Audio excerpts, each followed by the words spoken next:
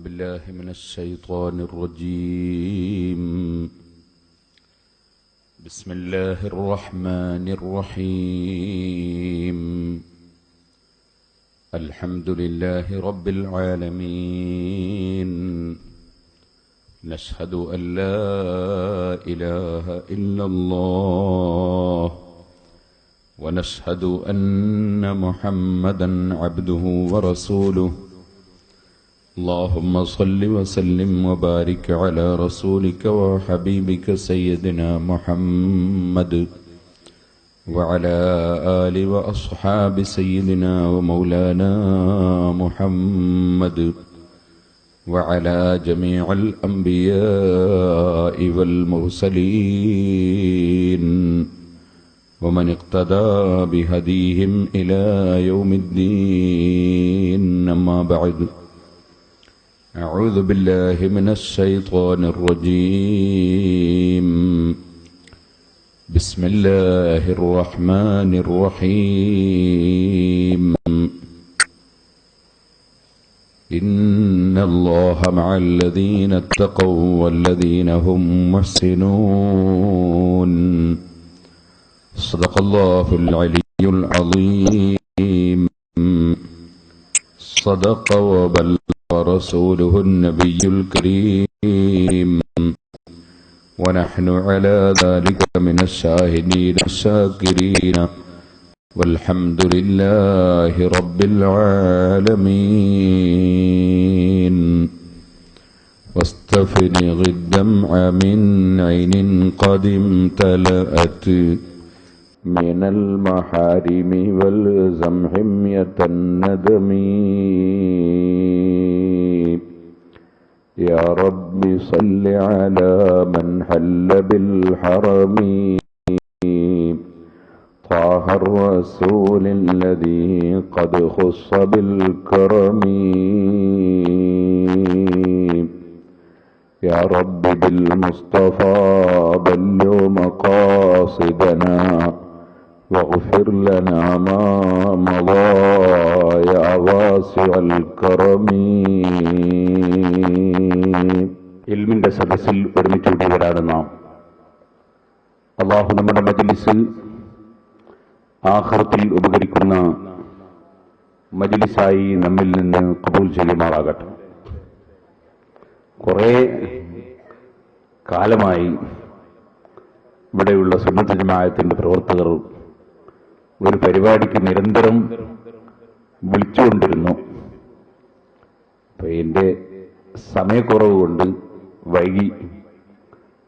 ഇപ്പോൾ അള്ളാഹുവിന്റെ അനുഗ്രഹം കൊണ്ട് അള്ളാഹു ചെറിയ അവസരം ഇപ്പോഴാണ് തന്നത്. ഇവിടെ വന്നപ്പോ ഇനി പരിപാടി എന്ത് പരിപാടിയാണ് എന്ന് മെല്ലെ തിരിഞ്ഞ് ബാനറുകൾ നോക്കുമ്പോൾ സിറാജുൽ ഹുദയുടെ പ്രചരണം എന്നാണ് എഴുതി കാണുന്നത്. അതിനെ സംബന്ധിച്ച് ഒറ്റ അക്ഷരവും ഇപ്പൊ പറയുന്നില്ല. കാരണം സിറാജുൽ ഹുദയുടെ പ്രചരണത്തെ സംബന്ധിച്ച് ഞാൻ ഇവിടുന്ന് കുറെ പ്രസംഗിച്ചതുകൊണ്ട് നിങ്ങൾക്ക് പ്രത്യേകം ഒരു ഇൽമും അതുകൊണ്ട് കിട്ടുകയില്ല. ഇൽമ് എന്നേക്കാൾ വിവരമുള്ളവരായിരിക്കും ഇരിക്കുന്ന നിങ്ങളെല്ലാം. എന്നാലും ഇൽമിന്റെ സദസ്സിൽ ഒരുമിച്ച് കൂടുന്നതിന്റെ ബറക്കത്ത് അത് ലഭിക്കലാണ് ഈ സദസ്സിൽ വരുന്നതിന്റെ നമ്മുടെ ലക്ഷ്യം. സിറാജുൽ ഹുദയെ സംബന്ധിച്ച് നിങ്ങൾക്കെല്ലാവർക്കും അറിയാം. ഞാൻ ഇവിടെ വന്നപ്പോഴും ഒരുപാട് ആളുകൾ എന്റെ കയ്യിൽ നേർച്ചകൾ കൊണ്ടുവന്ന് തന്നിട്ടുണ്ട്. അറിയാതെ നേർച്ച ചെയ്തവരല്ല, അറിഞ്ഞ് നേർച്ച ചെയ്തവരാണ്. നേർച്ച ചെയ്തപ്പോൾ ഫലം കിട്ടിയെന്ന് ഈ സ്റ്റേജിൽ ഞാൻ വന്നതിന് ശേഷവും എന്നോട് പറഞ്ഞവർ ഉണ്ട്. മക്കളില്ലായിരുന്നു, നേർച്ച ചെയ്തു, കുട്ടിയായി, 6 മാസമായി എന്നൊക്കെ പറഞ്ഞവർ ഉണ്ട്. അള്ളാഹു ആ സ്ഥാപനത്തിന് തന്ന ഖൈറും ബർക്കത്തും അള്ളാഹു എന്നും നിലനിർത്തി തെരുമാറാകട്ടെ. സിറാജുൽ ഹുദയെ സംബന്ധിച്ച് ചെറിയ തോതിൽ മനസ്സിലാക്കാൻ സിറാജുൽ ഹുദയുടെ കീഴിൽ ഈ അടുത്ത് പുറത്തിറക്കിയ ഒരു CD ഉണ്ട്. അതിന്റെ പേരാണ് സിറാജുൽ ഹുദ ചരിത്രവും വർത്തമാനവും. അത് സിറാജുൽ ഹുദയിലെ പൂർവ്വ വിദ്യാർത്ഥികൾ ഒരുമിച്ച് കൂട്ടി നടത്തിയ ഒരു 1 മണിക്കൂറിന്റെ മേലെയുള്ള ഒരു പ്രസംഗമാണ്. അതിൽ സിറാജുൽ ഹുദയുടെ ആദ്യകാലത്ത് ഓലഷെഡിൽ ജുമാ തുടങ്ങിയ ഷെഡും ഓലഷെഡിൽ മദ്രസ തുടങ്ങിയ ഷെഡും ഒക്കെ അതിന്റെ കവർ ചിത്രത്തിലും ഉള്ളിലും കാണിക്കുന്നുണ്ട്. 83 കാലത്ത് 1983 ഏകദേശം 7 കൊല്ലങ്ങൾക്ക് മുമ്പ് ഞാൻ കുറ്റ്യാടിയിൽ ആദ്യമായി പ്രസംഗം നടത്തിയപ്പോൾ ഞാൻ പ്രസംഗിക്കുന്ന ചിത്രവും അതിലുണ്ട്. ഞാൻ തന്നെ അത് കണ്ടിട്ട് എനിക്ക് ചിരി വന്നു. ഞാനൊരു ചെറിയ ദിനേശ് പിടി പോലത്തെ മനുഷ്യനാണെന്ന്.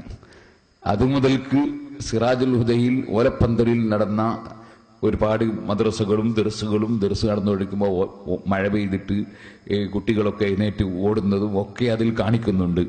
ശേഷം ഇപ്പോഴുള്ള കുറേ സംഭവങ്ങളും അതിലുണ്ട്. ഇപ്പോൾ അതിനെ സംബന്ധിച്ച് ഞാൻ പ്രസംഗം നടത്തുന്നില്ല.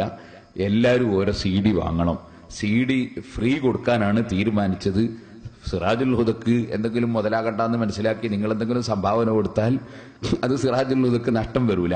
അതേ സമയത്ത് നിർബന്ധമൊന്നുമില്ല, അത് ഫ്രീ കൊടുക്കാനാണ് തീരുമാനിച്ചത്. സിറാജുൽ ഹുദയുടെ ഓരോ കലണ്ടർ എല്ലാവരും നിർബന്ധമായിട്ട് വാങ്ങണം. അത് ഫ്രീ തരൂല, അതിന്റെ മുതൽ പൈസ എങ്കിലും കൊടുക്കണം. അത് 10 റുപ്യെങ്കിലും കൊടുക്കണം. അത് അതിന്റെ 1-ാം പേജിൽ തന്നെ സമ്മേളന പ്രചരണം ഉണ്ട് എന്ന് ഓർമ്മപ്പെടുത്തി.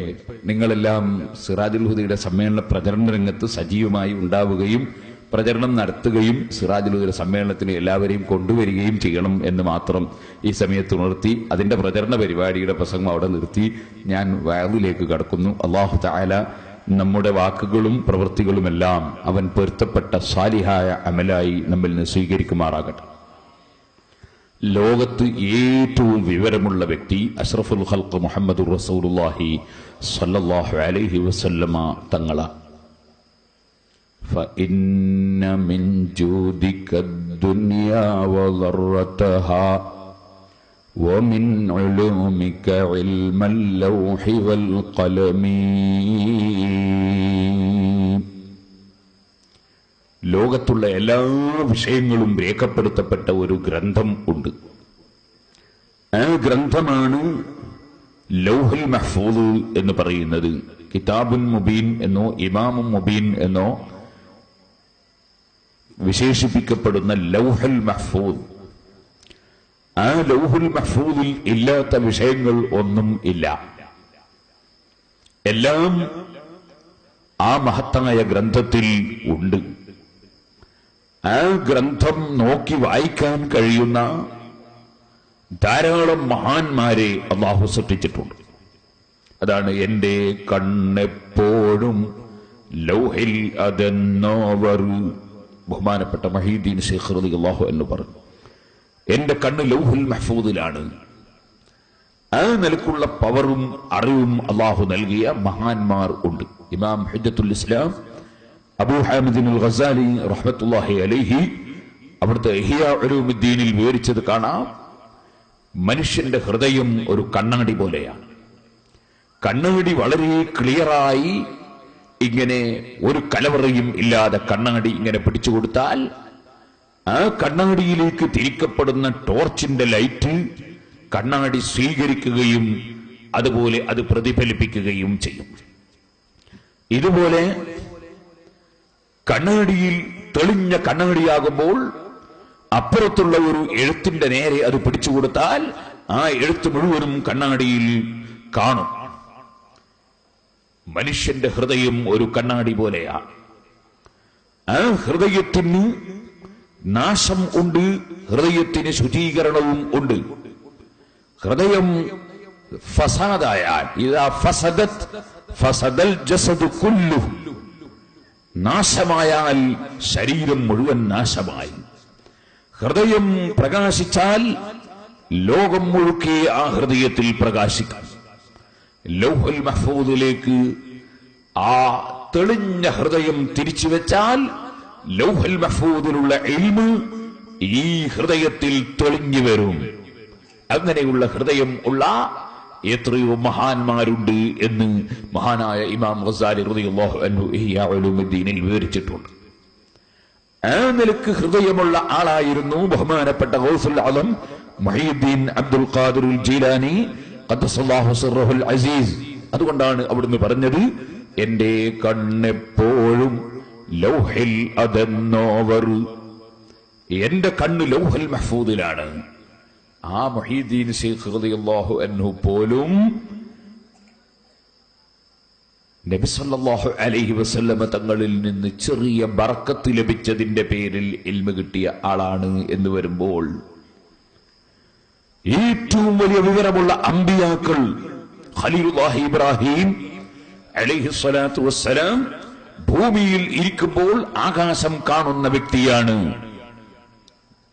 കദാലിക നുരി ഇബ്രാഹീമ മലകൂതസ് സമാവാതി വൽ അർദ് വലിയകൂന മിനൽ മുഖിനീൻ. ഖുർആനിൽ അല്ലാഹു പറഞ്ഞു, ആകാശഭൂമികളുടെ സാമ്രാജ്യങ്ങൾ അങ്ങേക്ക് നമ്മൾ ഇബ്രാഹിം നബി അലൈഹി ഇസ്ലാമിനെ നമ്മൾ കാണിച്ചു കൊടുത്തിട്ടുണ്ട് നബിയെ.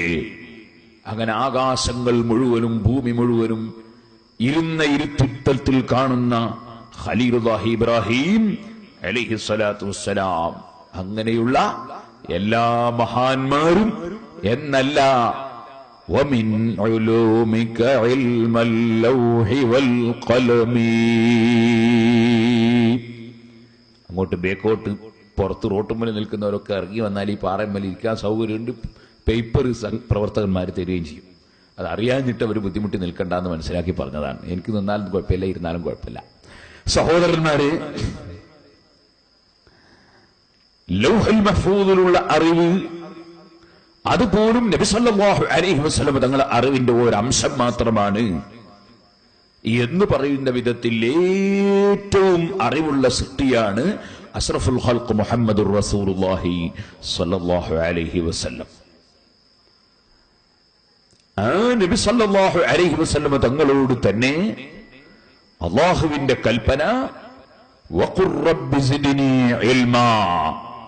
ഓ നബിയെ, തങ്ങൾ അല്ലാഹുവിനോട് പ്രാർത്ഥിക്കണം, റബ്ബി സിദ്നി ഇൽമാ, എനിക്ക് നീ ഇൽമിനെ വർദ്ധിപ്പിച്ചു തരണം എന്ന് പ്രാർത്ഥിക്കണം.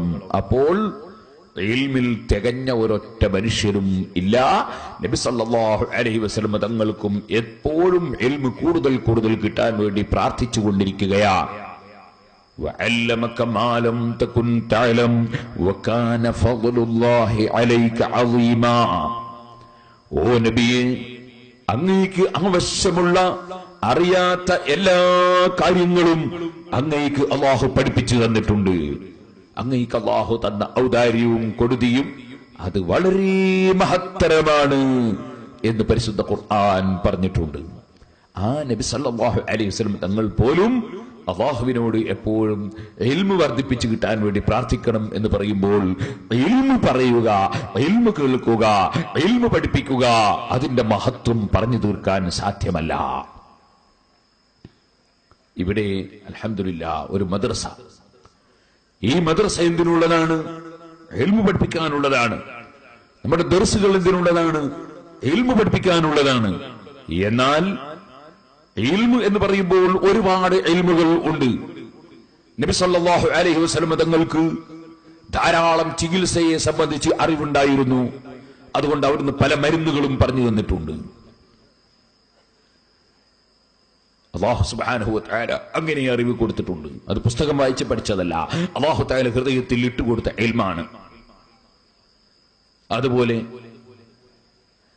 നബി സല്ലല്ലാഹു അലൈഹി വസല്ലം ഇന്നും ആ പറഞ്ഞ ചികിത്സകൾ ഏറ്റവും ഫലവത്തായി ലോകം അനുഭവിക്കുന്നുണ്ട്. ഉദാഹരണത്തിന് കരിഞ്ജീരകം ഏത് രോഗത്തിനും ശമനമാണെന്ന് നബി സല്ലല്ലാഹു അലൈഹി വസല്ലം പറഞ്ഞിട്ടുണ്ട്. കരിഞ്ജീരകം ഇന്നും വലിയ വലിയ രോഗമുള്ള ആളുകൾക്ക് കരിഞ്ജീരകം വലിയ മരുന്നായി ഉപയോഗപ്പെടുത്തുന്നുണ്ട്. നബി സല്ലല്ലാഹു അലൈഹി വസല്ലം തങ്ങൾ ഇഞ്ചി അത് വലിയ മരുന്നായി പഠിപ്പിച്ചിട്ടുണ്ട്. ഇന്നും ഇഞ്ചി, ചുക്ക് എന്ന് പറഞ്ഞാൽ ഇഞ്ചിയാണെന്ന് അറിയാത്ത ഒരു മനുഷ്യനും ഉണ്ടാവില്ല. ഇഞ്ചി, ചുക്ക് അത് വലിയ മരുന്നാണെന്ന് നബി സല്ലല്ലാഹു അലൈഹി വസല്ലം പഠിപ്പിച്ചിട്ടുണ്ട്. മക്കയിൽ കൃഷി ചെയ്യുന്ന സാധനമല്ല, മദീനയിൽ കൃഷി ചെയ്യുന്ന സാധനമല്ല. പക്ഷേ ലോകത്തിന്റെ വിവിധ ഭാഗങ്ങളിൽ അല്ലാഹു തആല വെച്ചുകൊടുത്ത മരുന്നിനെ സംബന്ധിച്ച് നബി സല്ലല്ലാഹു അലൈഹി വസല്ലം പറഞ്ഞിട്ടുണ്ട്. അല്ലാഹുവിന്റെ റസൂലിന് എല്ലാ വിഷയത്തിലും വിവരം ഉണ്ട്. എന്നാൽ നബി സല്ലല്ലാഹു അലൈഹി വസല്ലം തങ്ങളുടെ അനന്തരാവകാശമായി പറയപ്പെടുന്ന ഇൽമ്, ആ ഇൽമ് അമ്പിയാക്കളുടെ അവകാശമായി പറയപ്പെടുന്ന ഇൽമ്, അത് ആത്മീയമായ ഇൽമാണ്, ആത്മീയമായ അറിവാണ്. മനുഷ്യന് രണ്ട് ഘടകം ഉണ്ട്. ഒന്ന് ആത്മാവ്, ഒന്ന് ശരീരം. ഒന്ന് ആത്മാവ്, ഒന്ന് എന്നവനെ ശരീരം. ശരീരവും ആത്മാവും തമ്മിൽ വ്യത്യാസം ഉണ്ട്. ഇവിടെ ഒരു ഫാൻ കറങ്ങുന്നു. ആ ഫാൻ കറങ്ങുമ്പോൾ നാം കാണുന്നത് ഫാനാണ്. പക്ഷേ അത് കറങ്ങുന്നതിന്റെ പിന്നിൽ പ്രവർത്തിക്കുന്നത് കാണാത്ത കരണ്ടാണ്. കരണ്ടും ഫാനും തമ്മിലുള്ള ബന്ധം വിച്ഛേദിച്ചാൽ ഫാൻ കറങ്ങുകയില്ല. ഇവിടെ കാണുന്ന ഫാനിനാണോ ശക്തി, കാണാത്ത കരണ്ടിനാണോ ശക്തി? എന്തിനാ മോനെ?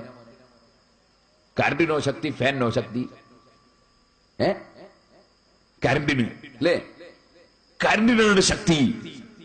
കാരണം അതേ കരണ്ട് കൊണ്ട് ഇവിടെ ഈ മൈക്ക് സെറ്റ് വർക്ക് ചെയ്യുന്നുണ്ട്, അപ്പുറത്ത് ട്യൂബ് കത്തുന്നുണ്ട്, അങ്ങനെ തുടങ്ങിയിട്ട് വലിയ വലിയ യന്ത്രങ്ങൾ വർക്ക് ചെയ്യുന്നുണ്ട്. എന്ന് മാത്രം അല്ല, ഫാൻ കറങ്ങണമെങ്കിൽ കരണ്ട് വേണം, കരണ്ട് ഉണ്ടാകണമെങ്കിൽ ഫാൻ വേണ്ട.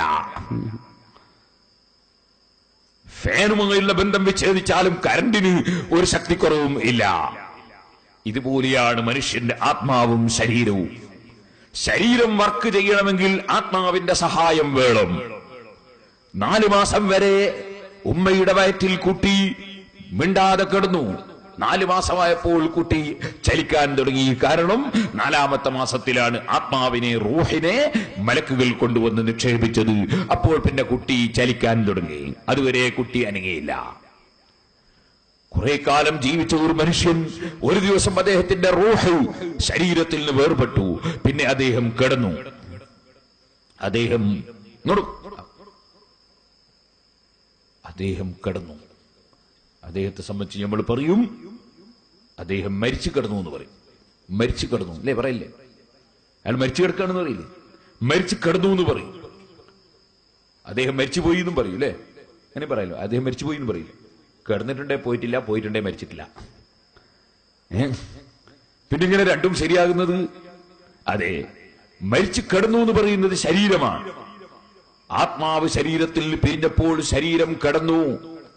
മരിച്ചു പോയി എന്ന് പറഞ്ഞതോ? മരിച്ചു പോയി എന്ന് പറഞ്ഞത് ആത്മാവാണ്. ശരീരവുമായി വേർപെട്ടപ്പോൾ ആത്മാവ് പോയി. ആത്മാവിന് പോകാൻ ശരീരം വേണ്ട, ശരീരത്തിന് പോകാൻ ആത്മാവ് വേണം. കരണ്ടും ഫാനും പോലെ കരണ്ടില്ലാതെ ഫാൻ കറങ്ങുന്നില്ല, ഫാനില്ലെങ്കിലും കരണ്ടിന് ശക്തിയുണ്ട്. അപ്പൊ ശരീരത്തെക്കാൾ ശക്തിയുള്ളതും പ്രസക്തിയുള്ളതും ആത്മാവിനാണ്. നിങ്ങൾ മനസ്സിലാക്കണം. ഈ ആത്മാവിന്റെ ആരോഗ്യത്തിന് ആവശ്യമായ അറിവ്, അതാണ് ആത്മീയമായ അറിവ്. അതാണ് അമ്പിയാക്കളുടെ അവകാശമായി പറയപ്പെടുന്ന അറിവ്.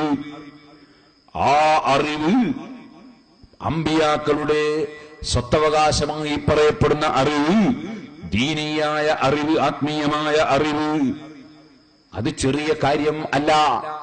അത് എത്രത്തോളം മനുഷ്യന് നേടാൻ കഴിയുന്നുണ്ടോ അത്രത്തോളം ആത്മീയമായ ആരോഗ്യമുണ്ടാകാൻ സാധ്യതയുണ്ട്.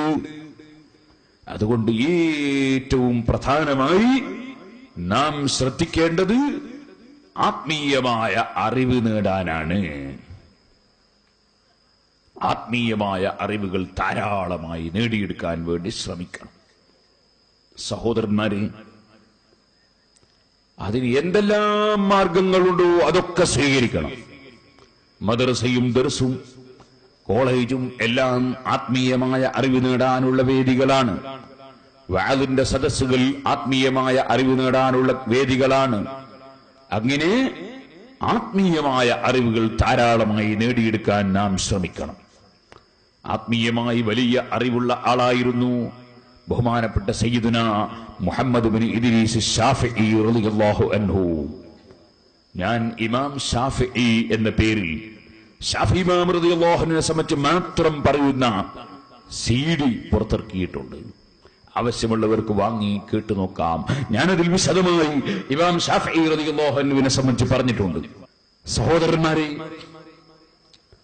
ശാഫി ഇമാം റളിയല്ലാഹു അൻഹുവിനെ സംബന്ധിച്ച് ഞാൻ എന്താണ് പറയാൻ കാരണം?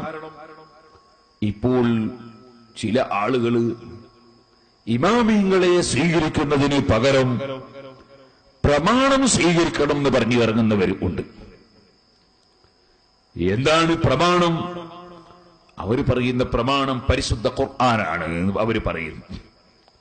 അതിലിപ്പായിരിക്കും തർക്കണ്ടോ? ഖുർആൻ സ്വീകരിക്കണമെന്നല്ലേ ആയിരിക്കും തർക്കണ്ടോ? നബി സല്ലല്ലാഹു അലൈഹി വസല്ലം ഹദീസ് സ്വീകരിക്കണമെന്നതിൽ ആർക്കെങ്കിലും തർക്കമുണ്ടോ എന്ന് നിങ്ങൾ ചിന്തിക്കും. ഞാൻ പറയട്ടെ, നബി സല്ലല്ലാഹു അലൈഹി വസല്ലം തങ്ങളുടെ ഹദീസുകളും അല്ലാഹുവിന്റെ പരിശുദ്ധ ഖുർആനും ആ പ്രമാണങ്ങൾ നന്നായി മനസ്സിലാക്കിയ പണ്ഡിതന്മാരാണ് ഇമാമിങ്ങൾ. അവർ പറഞ്ഞു തന്ന നിയമങ്ങൾ, തീരുമാനങ്ങൾ, വിധികൾ, അതിനാണ് മദ്ഹബ് എന്ന് പറയുന്നത്. അവർ പറഞ്ഞു തന്ന തീരുമാനങ്ങൾ മാ ദഹബ ഇലൈഹി ഫത്ഹുൽ മുഈൻ മുതഅല്ലിമീങ്ങൾക്കറിയാം മാ ദഹബ മിനൽ അഹ്കാം. ഇമാം ശാഫിഈ റളിയല്ലാഹു അൻഹു അഭിപ്രായപ്പെട്ട തീരുമാനിച്ച ഹുക്മുകൾ, തീരുമാനങ്ങൾ, ഹുക്മു തീരുമാനം, വിധി, ഇമാം ശാഫിഈ റളിയല്ലാഹു അൻഹു പറഞ്ഞ തീരുമാനങ്ങൾ, അതാണ് ശാഫിഈ മദ്ഹബ് എന്ന് പറയുന്നത്. 4 മദ്ഹബുകൾ എന്ന് പറഞ്ഞാൽ 4 ഇമാമിങ്ങൾ പറഞ്ഞ തീരുമാനങ്ങൾ. അവർ എങ്ങനെയാണ് തീരുമാനം പറഞ്ഞത്? രാമായണം നോക്കിയിട്ടല്ല, മഹാഭാരതം നോക്കിയിട്ടല്ല, അല്ലെങ്കിൽ ബൈബിൾ നോക്കിയിട്ടല്ല, 4 പത്രം വായിച്ചിട്ടല്ല. അവര് നിയമം പറഞ്ഞത് ഫത്ഹുൽ മുഈനിൽ തന്നെ പറഞ്ഞിട്ടുണ്ട്. വസ്തിംദാദുഹു മിനൽ കിതാബി വസ്സുന്നത്തി വൽ ഇജ്മാഇ വൽ ഖിയാസ്. ഇസ്ലാമിന്റെ പ്രമാണങ്ങൾ, ആ പ്രമാണങ്ങളിൽ നിന്നാണ് കർമ്മശാസ്ത്ര പണ്ഡിതന്മാര് തീരുമാനം കണ്ടെത്തിയത്.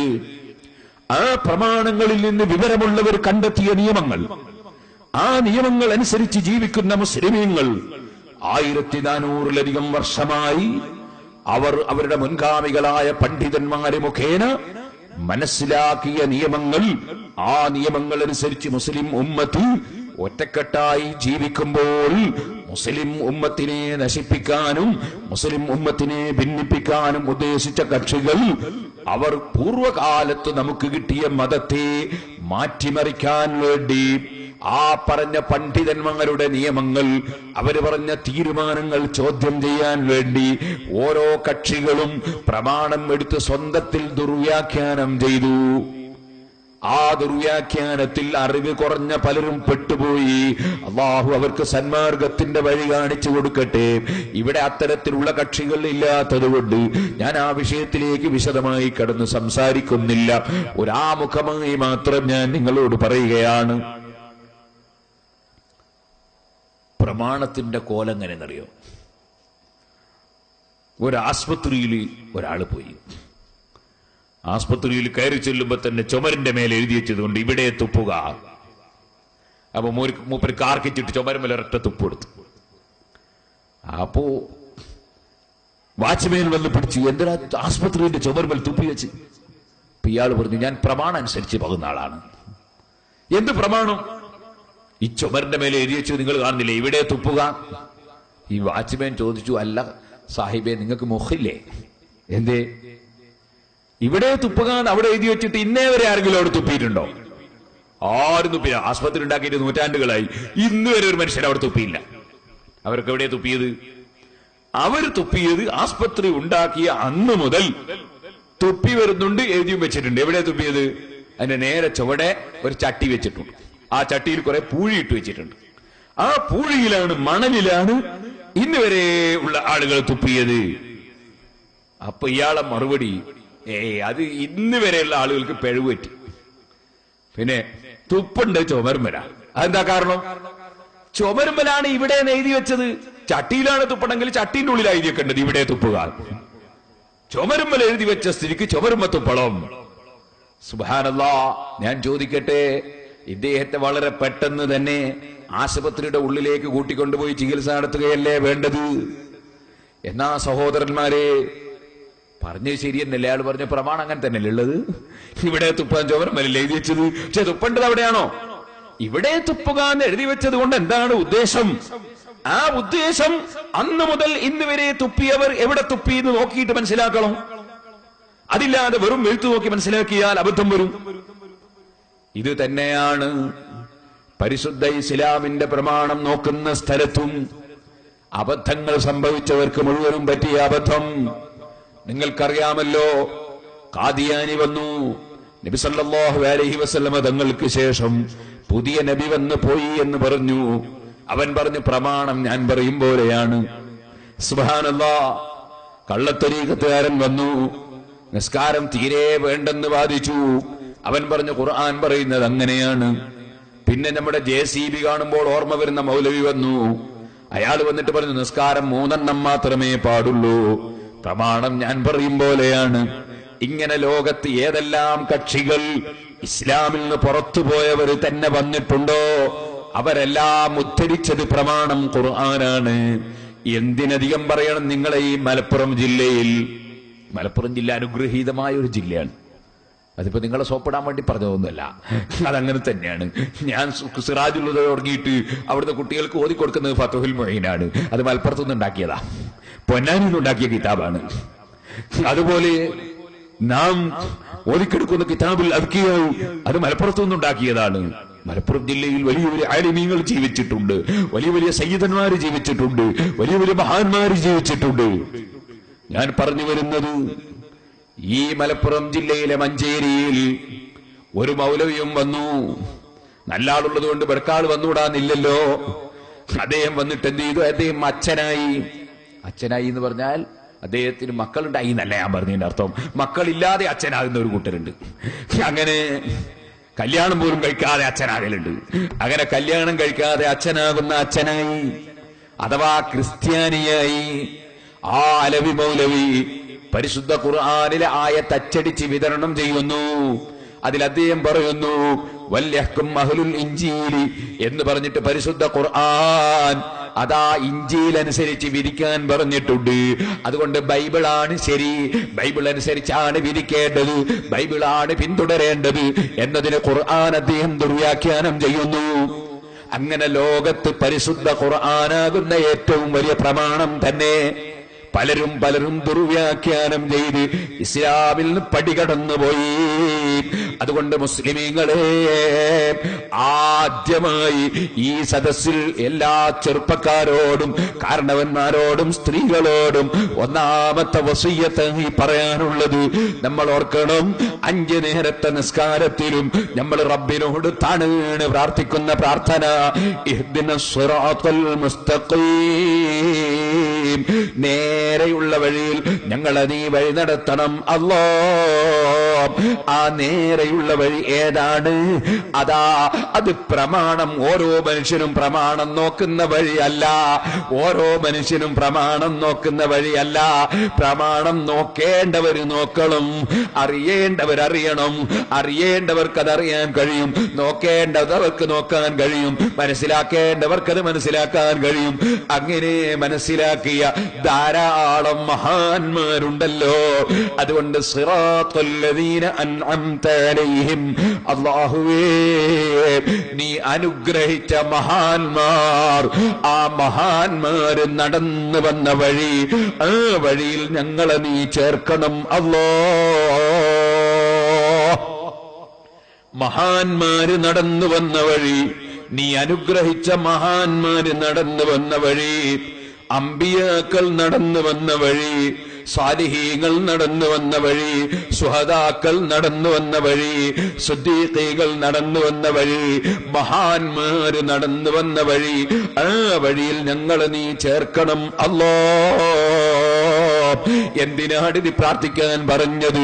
ആ വഴിയിൽ നിന്നൊരു മനുഷ്യൻ വ്യതിചലിച്ചു പോയാൽ അവൻ എന്ത് പ്രമാണം പറഞ്ഞാലും അവന് പ്രമാണം മനസ്സിലായിട്ടില്ല, അവൻ പ്രമാണം തെറ്റിദ്ധരിച്ചവനാണ്, അല്ലെങ്കിൽ തെറ്റിദ്ധരിപ്പിക്കപ്പെട്ടവനാണ്, അല്ലെങ്കിൽ അബദ്ധത്തിൽ ചാടിയവനാണ്, അല്ലെങ്കിൽ പിഴച്ചു പോയവനാണ്, അല്ലെങ്കിൽ പിശാചിന്റെ വഞ്ചനയിൽ കുടുങ്ങിയവനാണ്, അല്ലെങ്കിൽ തടിയച്ചയ്ക്ക് വഴിപ്പെട്ടവനാണ്, അല്ലെങ്കിൽ കാര്യലാഭത്തിൽ പോയവനാണ്. ഇത് മനസ്സിലാക്കി നമ്മൾ നമ്മുടെ മുൻഗാമികളായ സാലിഹീങ്ങളായ സജ്ജനങ്ങളായ ഇമാമിങ്ങൾ പഠിപ്പിച്ചു വന്ന വഴി, മുൻഗാമികളായ മഹാന്മാര് പഠിപ്പിച്ചു വന്ന വഴി, വിശ്വാസരംഗത്ത് എന്താണോ കർമ്മരംഗത്ത് എന്താണോ അത് മുറുകെ പിടിച്ച് ജീവിക്കണമെന്ന് മാത്രം ആമുഖമായി അവനവന്റെ ഈമാൻ രക്ഷിക്കാൻ വേണ്ടി, ഈമാനാണല്ലോ ഏറ്റവും വലുത്, അതിനുവേണ്ടി പ്രത്യേകമായി ഞാൻ ഉണർത്തുകയാണ്. രണ്ടാമതായി പറയട്ടെ, നമ്മൾ ഉറച്ച സുന്നികളായാൽ മാത്രം പോരാ. സുന്നത്ത് ജമാഅത്ത് എന്ന് പറയുന്ന വാക്കിന്റെ അർത്ഥം തന്നെ നബി സല്ലല്ലാഹു അലൈഹി വസല്ലം തങ്ങളുടെ നടപടിയും മുസ്ലിം ഉമ്മത്തിന്റെ കൂട്ടായ്മയും അംഗീകരിക്കുന്നവൻ എന്നാണ് സുന്നത്ത് ജമാഅത്തുകാരൻ എന്നതിനർത്ഥം. ആ കൂട്ടായ്മ അംഗീകരിക്കുന്നതോടുകൂടെ വിശ്വാസരംഗത്ത് അത് അംഗീകരിക്കുന്നതോടുകൂടെ കർമ്മരംഗത്ത് നമ്മൾ നന്നാകണം. കർമ്മരംഗത്ത് നന്നാകണം എന്ന് ഞാൻ പറഞ്ഞാൽ, ഓ മുസ്ലിം സഹോദരന്മാരെ, അഷ്റഫുൽ ഖൽഖ് സല്ലല്ലാഹു അലൈഹി വസല്ലമ തങ്ങളുടെ സഹാബത്തിന്റെ ജീവിതം എന്താണ്? അവരാരെങ്കിലും ഒരു നേരത്തെ നിസ്കാരം ഖളാക്കിയവരുണ്ടായിരുന്നോ? ഏതെങ്കിലും ഒരു സഹാബി എപ്പോഴെങ്കിലും ഒരു നിസ്കാരം ഖളാക്കിയിരുന്നോ? ഇല്ല. സുബ്ഹി അടക്കം ഒരൊറ്റ നേരത്തെ നിസ്കാരം നബി സല്ലല്ലാഹു അലൈഹി വസല്ലമ തങ്ങളുടെ സഹാബത്ത് ഖളാക്കിയിട്ടില്ല. നിസ്കരിക്കാനാണ് നിർദ്ദേശം. ആ നിസ്കാരം ശത്രുക്കളുമായി ഏറ്റുമുട്ടുന്ന ഘോരമായ യുദ്ധം നടക്കുന്ന സമയത്ത് പോലും നിസ്കാരം ഖളാക്കാൻ അനുവദിക്കുന്നില്ല. സമയത്ത് തന്നെ നിസ്കരിക്കണം. പുരുഷന്മാരോട് നിർദ്ദേശം പരമാവധി ജമാഅത്തായി നിസ്കരിക്കണമെന്നാണ്. ആ ജമാഅത്തും പരിശുദ്ധ ഖുർആൻ പറഞ്ഞു, ഓ നബിയേ, യുദ്ധം നടക്കുന്ന സമയത്ത് തങ്ങൾ അതാ ഇമാമത്ത് നിന്ന് നിസ്കരിക്കുക. സഹാബത്താകുന്ന സൈന്യത്തെ രണ്ട് ബാച്ചായി തിരിക്കുക. ഒരു ബാച്ച് തങ്ങളെ കൂടെ നിസ്കരിക്കുക, ഒരു ബാച്ച് കാത്തിരിക്കുക.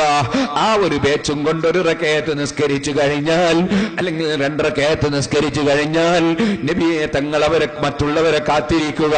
ആ ആദ്യത്തെ ബാച്ച് അവരെ നിസ്കാരം പൂർത്തീകരിച്ച് പിരിഞ്ഞു പോവുക. പിന്നീട് നേരത്തെ കാത്തു നിന്നിരുന്ന കാവൽ നിന്നിരുന്നവർ അങ്ങയെ വന്ന് പിന്തുടർന്ന് നിസ്കാരം ആരംഭിക്കുക. അവരെയും കൊണ്ട് തങ്ങൾ നിസ്കാരം പൂർത്തീകരിക്കുക. ആകയാൽ ചുരുക്കി പറഞ്ഞാൽ ജമാഅത്തായി തന്നെ പരമാവധി നിസ്കാരം നിർവഹിക്കണം. ഒരു നിലക്കും ജമാഅത്തായി നിസ്കരിക്കാൻ കഴിയാത്ത വിധം തിങ്ങി വെട്ടുന്ന ഘോരമായ പോരാട്ടമാണെങ്കിൽ ഫരിജാലൻ ഔ റുക്ബാനൻ, അവർ ഓടിക്കൊണ്ടോ നടന്നുകൊണ്ടോ ഓട്ടത്തിൽ നിസ്കരിക്കട്ടെ, നടത്തത്തിൽ നിസ്കരിക്കട്ടെ. ഇത് കഴിഞ്ഞ് നിസ്കരിക്കാമെന്ന് വെക്കാൻ നിവൃത്തിയില്ല, പിന്നെ ആക്കാമെന്ന് മനസ്സിലാക്കാൻ നിവൃത്തിയില്ല. കൃത്യമായി നിസ്കാരം. ഓ മുസ്ലിമീങ്ങളെ, ഞാൻ വേദനയോടെ പറയട്ടെ, ചിലരൊക്കെ അഹ്ലുസ് സുന്നത്തി വൽ ജമാഅത്തിൽ ഉറച്ചു നിൽക്കുന്ന ജനങ്ങളാണ്. നല്ല വിശ്വാസമാണ്, പണ്ഡിതന്മാരോട് വലിയ ആദരവാണ്, തങ്ങന്മാരെ കണ്ടാ കൈപിടിച്ച് ചുംബിക്കലാണ്, പണ്ഡിതന്മാരെ കണ്ടാ പ്രാർത്ഥിക്കാൻ പറയലാണ്, വാളിന്റെ സദസ്സുകളിൽ ആവേശത്തോടെ പോകലാണ്, ആണ്ടിനും റൂസിനും നേർച്ചക്കൊക്കെ സജീവമാണ്. പക്ഷേ നിസ്കാരം ഖളാക്കുന്നതിൽ വലിയ പ്രശ്നമൊന്നും തോന്നാത്ത ചില സാധാരണക്കാരുണ്ട്. നിങ്ങളെ സദസ്സിൽ അത്തരക്കാരുണ്ടോ ഇല്ലേ എനിക്കറിയില്ല. ഓ മുസ്ലിം ചെറുപ്പക്കാരേ, ഒരിക്കലും ജീവിതത്തിൽ നിസ്കാരം ഖളാക്കി പോകരുത്. ഓ ഉമ്മമാരേ, ഒരിക്കലും നിസ്കാര സമയം നഷ്ടപ്പെടുത്തരുത്. ഫഖലഫ മിൻ ബഅദിഹിം ഖൽഫുൻ അദാഉ സ്വലാത വത്തബഉ ശഹവാതി ഫസൗഫ യൽഖൗന ഗയ്യാ. അലി ഇബ്നു അബീ ത്വാലിബ് റളിയല്ലാഹു അൻഹു നബി സല്ലല്ലാഹു അലൈഹി വസല്ലമ തങ്ങളെ സമീപിക്കാൻ ചെന്നപ്പോൾ സുജൂദിൽ കിടന്നിട്ട് നബി സല്ലല്ലാഹു അലൈഹി വസല്ലമ തങ്ങൾ വിങ്ങിപ്പൊട്ടി കരയുന്നത് കണ്ടപ്പോ, നിസ്കാരം കഴിഞ്ഞിട്ട് എന്തിനാണ് നബിയേ തങ്ങളിങ്ങനെ അല്ലാഹുവിന്റെ മുമ്പിൽ നെറ്റിയും കുത്തി വിങ്ങിപ്പൊട്ടിയതെന്ന് ചോദിച്ചപ്പോ പറഞ്ഞില്ലേ, റബ്ബിന്റെ ഖുർആനിൽ ഇറങ്ങിയ ഒരായത്ത്, ആ ആയത്ത് ഞാൻ കാണുമ്പോൾ പിൽക്കാലത്ത് വരുന്ന എന്റെ സമുദായത്തിലുള്ള ജനങ്ങളെ കുറിച്ച് ഞാൻ വിഷമിച്ച് കരയുന്നു. فخلف من بعدهم خلف أضاعوا الصلاة واتبعوا الشهوات فسوف يلقون غيا. നിസ്കാരം നഷ്ടപ്പെടുത്തുന്നതിന് വലിയ പ്രശ്നം തോന്നാത്തൊരു വിഭാഗം പിൽക്കാലത്ത് വരാനിരിക്കുന്നു. അവർക്ക് കഠിനമായ ശിക്ഷ നരകത്തിലുണ്ട്. അതവർ കണ്ടെത്തിക്കുമെന്ന് പറയുമ്പോ, എന്റെ ഉമ്മത്തിൽ നിസ്കാരം ഖളാക്കുന്ന എന്റെ സമുദായത്തിലുള്ള പാവപ്പെട്ട ജനങ്ങളുടെ ഗതിയോർത്ത് എനിക്ക് സമാധാനമില്ല. ഈ ഉമ്മത്തിനെ ഏറ്റവും കൂടുതൽ മക്കളെക്കാൾ അല്ലെങ്കിൽ മക്കളെ പോലെ സ്നേഹിച്ച റഹ്മത്തുൽ ലിൽ ആലമീൻ മുഹമ്മദുർ റസൂലുള്ളാഹി. ഓ മുസ്ലിം ചെറുപ്പക്കാരാ, 1400ഓളം കൊല്ലങ്ങൾക്ക് ശേഷം ജനിക്കുന്ന എന്നെയും നിങ്ങളെയും ഓർത്തിട്ട് 1400ഓളം കൊല്ലങ്ങൾക്ക് മുമ്പ് നമ്മെ പ്രിയം വെച്ച നമ്മുടെ നേതാവ് ശഫീഉൽ മുദ്നിബീൻ മുഹമ്മദുർ റസൂലുള്ളാഹി സുജൂദിൽ കിടന്ന് കരയുന്നു കേട്ടോ. ഞാൻ നിന്നോട് ചോദിക്കട്ടെ, നബി സല്ലല്ലാഹു അലൈഹി വസല്ലമ തങ്ങൾക്ക് അതിരാവിലെ തന്നെ സുബഹിന്റെ സമയത്ത് എഴുന്നേറ്റ് നമ്മുടെ തൊട്ടടുത്ത വീട്ടിലുള്ള ചെറ്റപ്പരയിലുള്ള ഉമ്മ അതിരാവിലെ തന്നെ എഴുന്നേറ്റ് അല്ലാഹുവിന് അതാ നിസ്കാരം നിസ്കരിക്കുന്നു, സുബഹി നിസ്കരിക്കുന്നു. സുബഹി നിസ്കാരം പുരുഷന്മാരെ ജമാഅത്തായി നിസ്കരിക്കാൻ ശ്രമിക്കുക. അങ്ങനെ ജമാഅത്തായി നിസ്കരിച്ചാൽ അവനെ സംബന്ധിച്ച് അല്ലാഹുവിന്റെ റസൂല് സല്ലല്ലാഹു അലൈഹി വസല്ലം പറഞ്ഞു, അവൻ രാത്രി മുഴുവനും എഴുന്നേറ്റ് സുന്നത്ത് നിസ്കരിച്ച പ്രതിഫലമുണ്ട് സുബഹി ജമാഅത്തായി നിസ്കരിക്കുന്നവന്. എന്നാൽ കൃത്യമായി സുബഹി നിസ്കരിക്കുന്നവൻ ഫീ ദിമ്മത്തില്ലാഹ്, വൈകുന്നേരം വരെ പടച്ചവന്റെ സ്പെഷ്യൽ സംരക്ഷണത്തിലാണ്, പ്രത്യേകമായ സംരക്ഷണത്തിലാണ്. വല്ലാത്ത പവറുള്ള നിസ്കാരം. അസ്സലാമു അലൈക അയ്യുഹൻ നബിയു, ഓ നബിയായവരെ അങ്ങേക്ക് സമാധാനത്തിന്റെ സന്ദേശമുണ്ട് നബിയേ. സുബഹി ഖളാകാതെ നിസ്കരിക്കുന്ന മുഅ്മിനായ മുഅ്മിനത്തായ മനുഷ്യൻ മദീനയിൽ കിടക്കുന്ന നേതാവിനെ വിളിച്ച് രാവിലെ തന്നെ സലാം പറഞ്ഞു.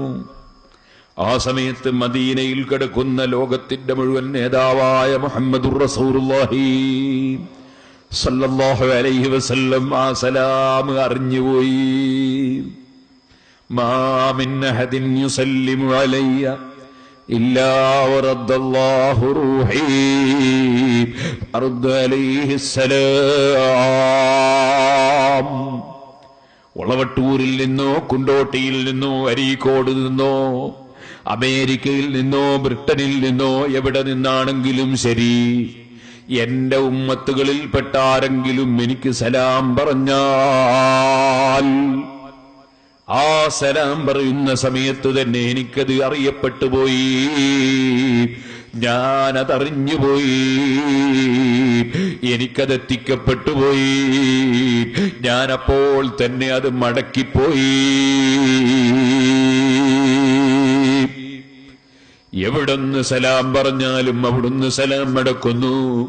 അപ്പൊ ഈ ചെറ്റപ്പുരയിലെ ഉമ്മാമ എന്തൊരു ഭാഗ്യമുള്ള ഉമ്മാമയാണ്. രാവിലെ തന്നെ ലോകത്തിന്റെ നേതാവായ നബി സല്ലല്ലാഹു അലൈഹി വസല്ലം തങ്ങൾക്ക് സലാം പറഞ്ഞു. മദീനയിൽ അല്ലാഹുവിന്റെ റസൂല് സലാം മടക്കി വഅലൈഹിസ്സലാം അല്ലെങ്കിൽ വഅലൈക്കുമുസ്സലാം, നിനക്ക് സമാധാനമുണ്ട് പെണ്ണേ, നിനക്ക് സമാധാനമുണ്ട് മോനെ, നിനക്ക് സമാധാനമുണ്ട് മോളെ. രാവിലെ തന്നെ നബി സല്ലല്ലാഹു അലൈഹി വസല്ലം തങ്ങൾ സമാധാനം ആശംസിച്ച ഒരു മനുഷ്യന്റെ ജീവിതത്തിന്റെ ബറക്കത്ത് എത്രയാണ്. റസൂലുള്ളാഹിന്റെ ദുആ കിട്ടിയ മനുഷ്യന്റെ ജീവിതത്തിന്റെ വിജയം എത്രയാണ്. ആ സലാം പറയാൻ ആ സമയത്ത് എഴുന്നേൽക്കാത്ത മനുഷ്യനേക്കാൾ അതേ ലക്ഷണം കെട്ടവനേരാണ് സ്വന്തം നേതാവായ നബി സല്ലല്ലാഹു അലൈഹി വസല്ലം തങ്ങൾക്ക് സലാം പറയേണ്ട സമയത്ത് എഴുന്നേറ്റ് സലാം പറയാത്ത മനുഷ്യ, ചോദിക്കട്ടെ, നീ പിന്നെ നേതാക്കൾക്ക് സിന്ദാബാദ് വിളിക്കുന്നതിനെന്തർത്ഥമാണ്? നീ നേതാക്കളെ ആനയിച്ചു കൊണ്ടുവരുന്നതിനെന്തർത്ഥമാണ്? നീ നേതാക്കളെ കൈപിടിക്കുന്നതിനെന്തർത്ഥമാണ്? എല്ലാ നേതാക്കളുടെയും നേതാവ്, എല്ലാ പണ്ഡിതന്മാരുടെയും ഗുരുവര്യർ, എല്ലാ തങ്ങന്മാരുടെയും ഉപ്പാപ്പ, എല്ലാ പണ്ഡിതന്മാരുടെയും ഉസ്താദ്, എല്ലാ കാരുണ്യത്തിന്റെയും നിമിത്തം, എല്ലാ നന്മയും കിട്ടാനുള്ള കാരണക്കാരൻ റഹ്മത്തുൽ ലിൽ ആലമീൻ മുഹമ്മദുർ റസൂലുള്ളാഹി സല്ലല്ലാഹു അലൈഹി വസല്ലമ തങ്ങളല്ലയോ. അതല്ലേ ഇമാം ശാഫിഈ റളിയല്ലാഹു അൻഹു പറഞ്ഞത്, ഫലം തുംസിബിനാ നിഅമത്തുൻ ളഹറത് ഔ ബതനത് നിൽനാ ബിഹാ ഹല്ലൻ ഫീ ദീനിൻ ഔ ദുനിയാ ഔ ദുഫിഅ ബിഹാ അന്നാ മക്റൂഹുൻ ഫീഹിമാ വഫീ വാഹിദിൻ മിൻഹുമാ ഇല്ലാ വമുഹമ്മദുൻ സല്ലല്ലാഹു അലൈഹി സബബുഹാ. ഏത് നന്മ ദീനിലോ ദുന്യാവിലോ ആർക്ക് മലക്കുകൾക്കോ ജിന്നുകൾക്കോ മനുഷ്യർക്കോ എവിടെ എപ്പോൾ ഏത് ഗുണം ലഭിക്കുന്നുണ്ടോ, ഏത് മുസീബത്തുകൾ തടുക്കപ്പെട്ടു പോകുന്നുണ്ടോ, ഇല്ലാ മുഹമ്മദുൻ സല്ലല്ലാഹു അലൈഹി സബബുഹാ. അത് മുഴുവനത്തിനും നിമിത്തമായ വ്യക്തി, അത് മുഴുവത്തിനും കാരണക്കാരനായ വ്യക്തി മുഹമ്മദുർ റസൂലുള്ളാഹി സല്ലല്ലാഹു അലൈഹി വഅലാ ആലിഹി വസഹ്ബിഹി വസല്ലം. മുഹമ്മദ് നബി സല്ലല്ലാഹു അലൈഹി വസല്ലമ തങ്ങളെ പ്രിയം വെക്കാതെ, അവിടുത്തേക്ക് കൃത്യമായി നിശ്ചയിക്കപ്പെട്ട സമയത്ത് സലാം പറയാതെ പിന്നെ നമ്മൾ എന്തുമ്മത്താണ്, എന്തൊരു അനുയായിയാണ് സഹോദരാ.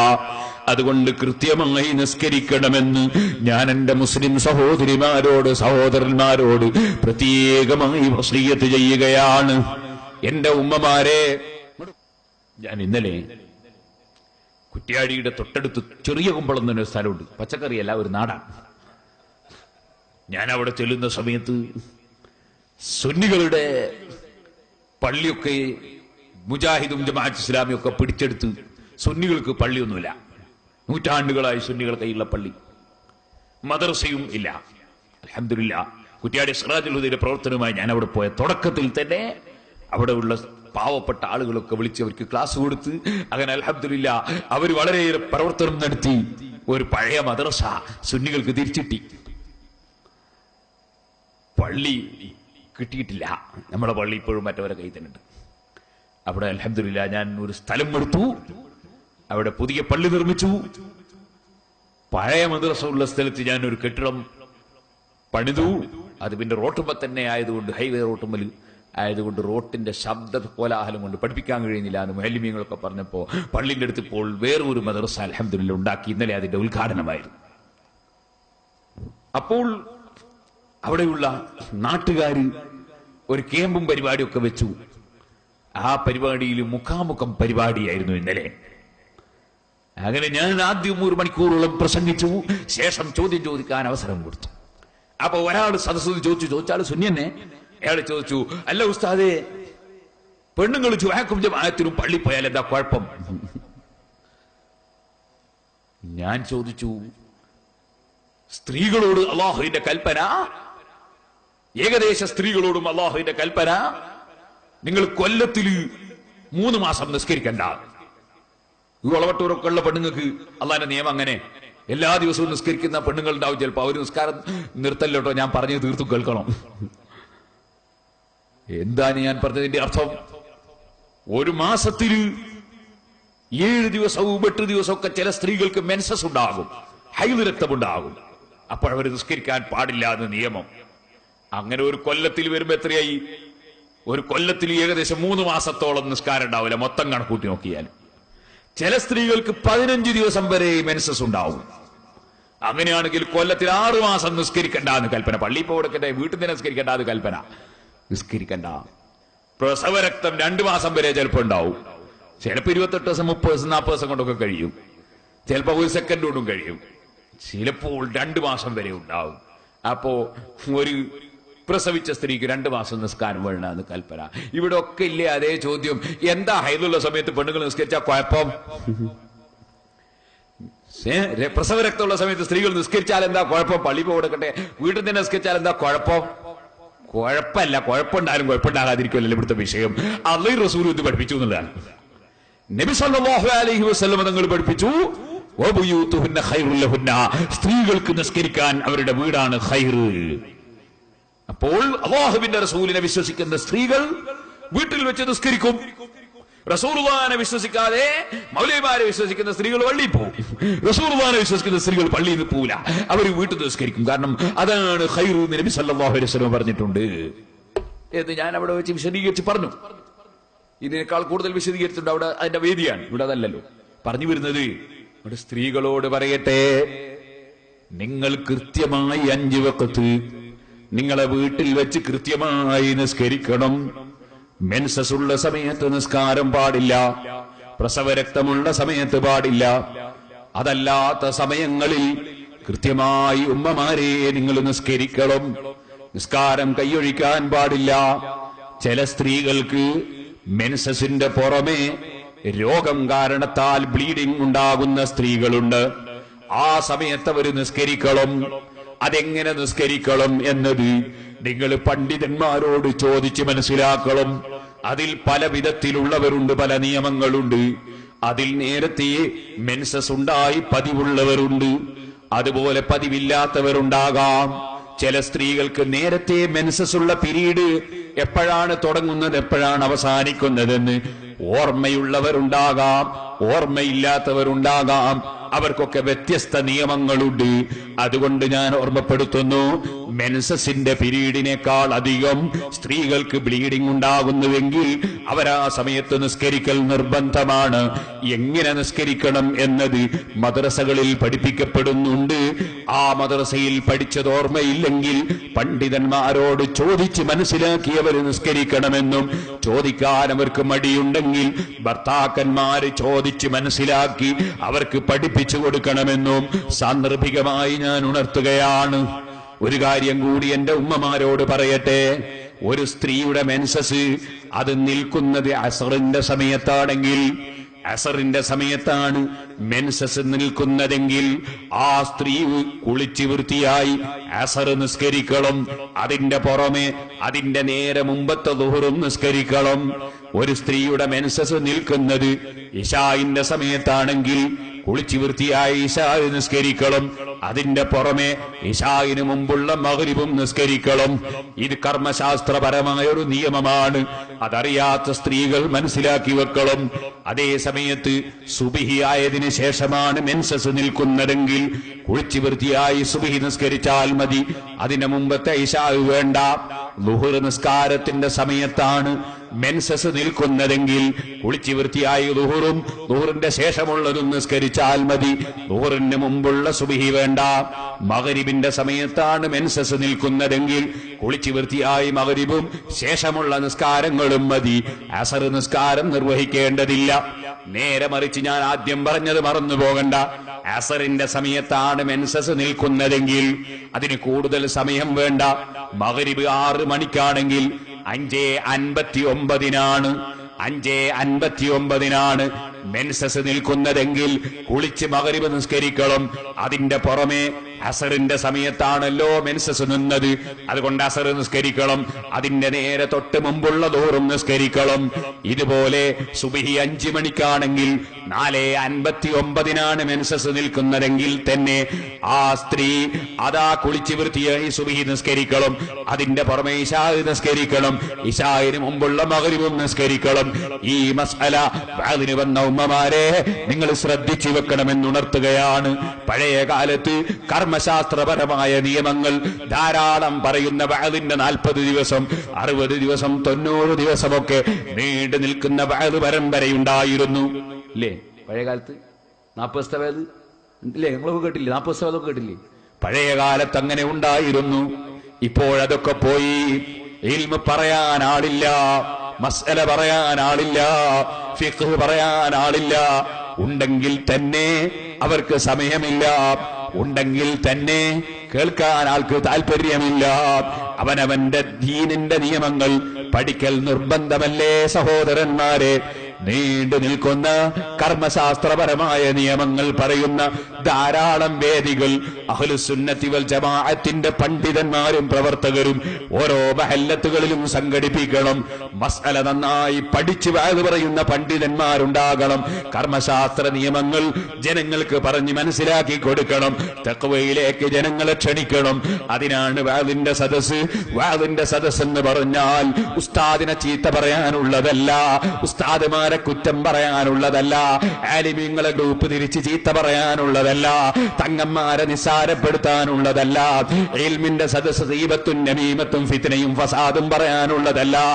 ഇൽമിന്റെ സദസ്സ് വമൻ അഹ്സനു ഖൗലൻ മിമ്മൻ ദആ ഇലല്ലാഹ്, അല്ലാഹുവിലേക്ക് ജനങ്ങളെ ക്ഷണിക്കുന്നവനേക്കാൾ നല്ല വാക്ക് പറയുന്നവൻ ആരാണെന്ന് പരിശുദ്ധ ഖുർആൻ ചോദിച്ചില്ലേ? അല്ലാഹുവിലേക്ക് ജനങ്ങളെ ക്ഷണിക്കണം, അഥവാ അല്ലാഹുവിന്റെ ദീനിലേക്ക് ക്ഷണിക്കണം. അല്ലാഹുവിനെ പ്രിയം വെക്കുന്ന ജനങ്ങൾ ഇവിടെ ഉണ്ടാകണം, അല്ലാഹുവിനെ ഭയപ്പെടുന്ന ജനങ്ങൾ ഉണ്ടാകണം, അല്ലാഹുവിന്റെ ദീനിന്റെ നിയമം പാലിക്കുന്ന ജനങ്ങൾ ഉണ്ടാകണം, തെറ്റായ പ്രവർത്തനങ്ങളിൽ നിന്ന് മാറി നിൽക്കുന്ന മുത്തഖീങ്ങൾ ഉണ്ടാകണം. അതിന് പ്രചോദനം നൽകാനാണ് വഅലിന്റെ സദസ്സ്, ക്ലാസിന്റെ സദസ്സ്, ഇൽമിന്റെ സദസ്സ്. ഈ ബോധം നമ്മെ നിയന്ത്രിക്കണം സഹോദരന്മാരെ. ഞാൻ നീട്ടി സംസാരിക്കുന്നില്ല. എല്ലാ വിഷയങ്ങളിലും പ്രസംഗിച്ച സീഡികളുണ്ട്. വിശദമായ പ്രസംഗം കേൾക്കേണ്ടവർക്ക് സീഡിയെ ആശ്രയിക്കാം. ഒരു ദിവസം കൊണ്ടെല്ലാം കൂടി പറയാൻ കഴിയില്ലല്ലോ. സുബ്ഹാനല്ലാഹ്, അല്ലാഹുവിന്റെ ദീനിന്റെ നിയമങ്ങളുണ്ടോ പറഞ്ഞാൽ തീരുന്നു. അത് വളരെ വിശാലമായ കടലല്ലേ സഹോദരന്മാരെ. അതിൽ നിന്നൊരു ചെറിയ തുള്ളി പോലും നമുക്ക് ലഭിച്ചിട്ടില്ലല്ലോ. ലഭിച്ചവര് മഹാന്മാരായ ഇമാമിങ്ങളല്ലേ, കഴിഞ്ഞുപോയ പണ്ഡിതന്മാരല്ലേ. ആ പണ്ഡിതന്മാര് പഠിപ്പിച്ച നിയമങ്ങൾ അത് നന്നായി മനസ്സിലാക്കി ജീവിതത്തിൽ പകർത്തി തഖ്വയോടെ ജീവിച്ച് മരിക്കണം. കൃത്യമായി നിസ്കരിക്കണം. എന്റെ ഉമ്മമാരെ, കൃത്യമായി നിങ്ങൾ വീട്ടിൽ വെച്ച് നിസ്കരിക്കണം. നിസ്കാരം ഫർള് മാത്രം പോരാ. സ്ത്രീകളോടും പുരുഷന്മാരോടും എന്നോടും പറയട്ടെ, സുന്നത്ത് നിസ്കരിക്കണം. ഫർള് നിസ്കാരത്തിന് വല്ല ന്യൂനതയുമുണ്ടെങ്കിൽ ആ ന്യൂനത അല്ലാഹു തആല നമുക്ക് ആഖിറത്തിൽ വെച്ച് പരിഹരിച്ച് തരിക സുന്നത്ത് നിസ്കാരം ഉണ്ടാകുമ്പോഴാണ്. അതുകൊണ്ട് സുന്നത്ത് നിസ്കാരങ്ങൾ ധാരാളം ജീവിതത്തിൽ കൊണ്ടുവരണം. അതിന് മടിയന്മാരാകരുത്. നമ്മൾ വളരെയേറെ ശ്രദ്ധിക്കണം. നമ്മുടെ നിസ്കാരത്തിന് ന്യൂനതയുണ്ടെന്ന് ഞാൻ പറയേണ്ടതില്ല.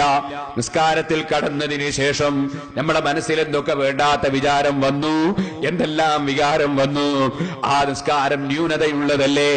ആ ന്യൂനതകളൊക്കെ പരിഹരിക്കാൻ പരമാവധി സുന്നത്ത് നിസ്കാരം വർദ്ധിപ്പിക്കലാണ് പരിഹാരമെന്നും, നിസ്കരിക്കുന്ന സമയത്ത് സുജൂദിന്റെ സ്ഥലത്തേക്ക് നോക്കി നിസ്കരിക്കലാണ് ഭക്തിയുണ്ടാകാനുള്ള കാരണമെന്നും, നിസ്കാരത്തിന് മുമ്പ് മനുഷ്യന്റെ മനസ്സിലുള്ള പ്രശ്നങ്ങളൊക്കെ പരമാവധി മാറ്റിവെച്ചുകൊണ്ട് തുറന്ന മനസ്സോടെ, അതേ വിശാലമായ മനസ്സോടെ, മറ്റ് ചിന്തകളില്ലാതെ നിസ്കാരത്തിലേക്ക് കടക്കുകയാണ് അതിന്റെ മാർഗമെന്നും ഫതുഹുൽ മുഈൻ വിശദീകരിച്ചത് കാണാം.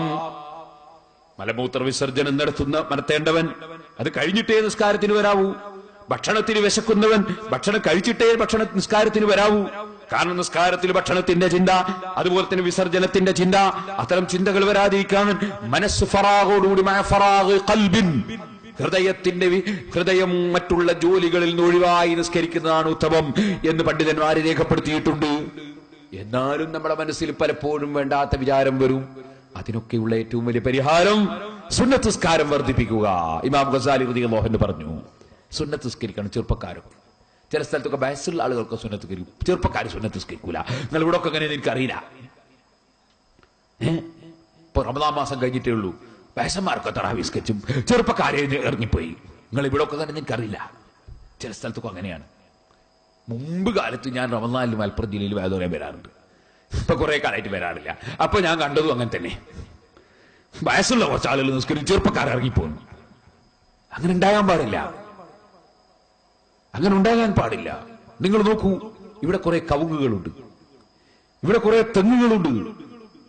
ഈ കവുങ്ങിലും തെങ്ങിലും ഒക്കെ കൂടുതൽ തേങ്ങുള്ളത്, കൂടുതൽ അടക്കമുള്ളത് ഏത് കവുമല? പീറ്റത്തെങ്ങുമല, പീറ്റക്കവുമല. പീറ്റക്കവുങ്ങിന്റെ മേലെ ചെറിയ അടക്ക വളരെ കുറച്ച്, പീറ്റത്തെങ്ങിന്റെ മേലെ ചെറിയ തേങ്ങ കുറച്ച്, തൈത്തെങ്ങിന്റെ മേലയിലെ ധാരാളം തേങ്ങയും അടക്കയും ഒക്കെ ഉള്ളത്. അതെന്താ കാരണം? ഈ തൈത്തെങ്ങിനറിയാം അല്ലാഹ് എന്നെ പഠിച്ചത് ജനങ്ങൾക്ക് ഫലം കൊടുക്കാനാണ്. അത് ഞാൻ ഏറ്റവും കൂടുതൽ എന്റെ ഡ്യൂട്ടി നിർവഹിക്കേണ്ടത് ചെറുപ്പകാലത്താണ്, തൈത്തങ്ങാകുമ്പോഴാണ്, പീറ്റത്തെങ്ങായിട്ടല്ല. അപ്പോ ഈ മരങ്ങൾക്ക് വരെ ആ വിവരം ഉണ്ട്. എന്റെ ഡ്യൂട്ടി നിർവഹിക്കേണ്ടത് യുവത്വത്തിലാണ്. ഇനി ഞാൻ ചോദിക്കട്ടെ ചെറുപ്പക്കാരെ, തേങ്ങ അല്ലാഹ് പഠിച്ചത് എന്തിനാണ്? മാങ്ങ അല്ലാഹ് പഠിച്ചത് എന്തിനാണ്? അടക്ക അല്ലാഹ് പഠിച്ചത് എന്തിനാണ്? പശുവിനെ അള്ള പടച്ചത് എന്തിനാണ്? പാലിനെ അള്ള പടച്ചത് എന്തിനാണ്? മത്സ്യത്തെയും സസ്യത്തെയും പടച്ചത് എന്തിനാണ്? ഉറുമ്പിനെയും ആനയെയും പടച്ചത് എന്തിനാണ്? ഇനി നിങ്ങൾ ഏത് വസ്തു എടുത്ത് ചോദിക്കൂ, എന്തിനാണ്? എല്ലാറ്റിനും മറുപടി ഒന്നാണ്. ഖലഖലകും മാ ഫിൽ അർദി ജമീഅ. മുഴുവൻ വസ്തുക്കളും മനുഷ്യരായ നിങ്ങളെ നന്മയ്ക്ക് വേണ്ടി പടച്ചതാണ്. നിങ്ങൾ കണ്ടോ, ഈ അടുത്ത് ഞാൻ പത്രത്തിൽ വായിച്ചു. എന്താണ് വായിച്ചത്? 20 കോടി ഉറുപ്പികയുടെ പാമ്പ് വിഷം പിടിച്ചു. അപ്പൊ മനസ്സിലായി പാമ്പ് വിഷത്തിന് ഇത്ര വലിയ വിലയുണ്ട്. അല്ലാഹു ലോകത്തൊരു വസ്തുവും വെറുതെ പടച്ചിട്ടില്ല. ഇന്ന ഫീ ഖൽഖിസ് സമാവാതി വൽ അർളി വഖ്തിലാഫിൽ ലൈലി വന്നഹാരി ലആയാതിൻ ലിഉലിൽ അൽബാബ് الذين يذكرون الله قياما وقعودا وعلى جنوبهم ويتفكرون في خلق السماوات والأرض ربنا ما خلقت هذا باطلا. ചിന്തയുള്ള മനുഷ്യന്മാർ ആകാശങ്ങളെ സംബന്ധിച്ചും ഭൂമികളെ സംബന്ധിച്ചും സൂര്യനെ സംബന്ധിച്ചും നക്ഷത്രങ്ങളെ കുറിച്ചും സുബ്ഹാനല്ലാഹ് സർവ്വ സൃഷ്ടികളെ സംബന്ധിച്ചും ഭൂമിയെക്കുറിച്ചും ഭൂമിയിലുള്ളതിനെ കുറിച്ചുമൊക്കെ വയതഫക്കറൂന ഫീ ഖൽഖിസ് സമാവാതി വൽ അർള്, ആകാശഭൂമികളുടെ സൃഷ്ടിപ്പിൽ ചിന്തിക്കുന്ന ബുദ്ധിയുള്ള ജനങ്ങൾ അവർ ചിന്തിച്ചുകൊണ്ട് പറയുന്നു, റബ്ബനാ മാ ഖലഖത ഹാദാ ബാതിലാ, ഇത് നീ നിരർത്ഥകമായി പടച്ചതല്ല. ഇതൊക്കെയും പടച്ചതിന്റെ പിന്നിൽ രഹസ്യങ്ങളുണ്ട്, ഇതിനൊക്കെ ആവശ്യങ്ങളുണ്ട്. എന്നാൽ ഈ വസ്തുക്കളെ മുഴുവനും പടച്ചത് ചെറുപ്പക്കാരാ മനുഷ്യരാകുന്ന നമുക്ക് വേണ്ടിയാണ്. മനുഷ്യനെ അല്ലാഹ് ആദരിച്ചതാണ്. ആ മനുഷ്യന് വേണ്ടി എല്ലാം പടച്ചു. ആനയെ പോറ്റുന്ന മനുഷ്യരുണ്ട്, മനുഷ്യനെ പോറ്റുന്ന ആനയില്ല. സിംഹത്തെ പോറ്റുന്ന മനുഷ്യരുണ്ട്, മനുഷ്യനെ പോറ്റുന്ന സിംഹമില്ല. പാമ്പിനെ പോറ്റുന്ന മനുഷ്യരുണ്ട്, മനുഷ്യനെ പോറ്റുന്ന പാമ്പില്ല. എല്ലാം മനുഷ്യന് വേണ്ടി പഠിച്ചു. മനുഷ്യനെ എല്ലാറ്റിന്റെയും അധികാരസ്ഥനാക്കി. ആ റബ്ബ് നമ്മളെ എന്തിനു പഠിച്ചു? എല്ലാം പഠിച്ചത് നമുക്ക് വേണ്ടി. നമ്മളെ എന്തിനു പഠിച്ചു? വമാ ഖലഖതുൽ ജിന്ന വൽ ഇൻസ ഇല്ലാ ലിയഅ്ബുദൂൻ. അല്ലാഹുവിനെ ആരാധന നടത്താൻ വേണ്ടി തന്നെ പഠിച്ചു. അപ്പൊ നമ്മളെ ഡ്യൂട്ടി എന്താണ്? നമ്മളെ ഡ്യൂട്ടി അല്ലാഹുവിന് ഇബാദത്ത് എടുക്കലാണ്. ആ ഇബാദത്ത് എടുക്കണമെങ്കിൽ ഇവിടെ ജീവിക്കണം. ജീവിക്കാൻ വേണ്ടി ജോലിയെടുക്കണം ചെറുപ്പക്കാരെ. ജീവിക്കാൻ വേണ്ടി ബിസിനസ് നടത്തണം സഹോദരന്മാരെ. അതൊന്നും ഇസ്ലാം വിരോധിച്ചിട്ടില്ല. അതേ നബി സല്ലല്ലാഹു അലൈഹി വസല്ലം തങ്ങൾ പറഞ്ഞത് ഏറ്റവും ഖൈറായ ഭക്ഷണമാണ് തൊഴിലെടുത്ത് ജീവിക്കുന്ന തൊഴിലാളിയുടെ ഭക്ഷണം. നബി സല്ലല്ലാഹു അലൈഹി വസല്ലം തങ്ങൾ പറഞ്ഞത് ബിസിനസ് നടത്തുന്നവനെ സംബന്ധിച്ച്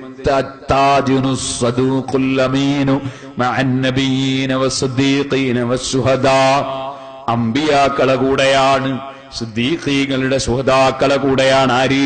സത്യസന്ധനായി വിശ്വസ്തനായി ബിസിനസ് നടത്തുന്ന ബിസിനസ്സുകാരൻ.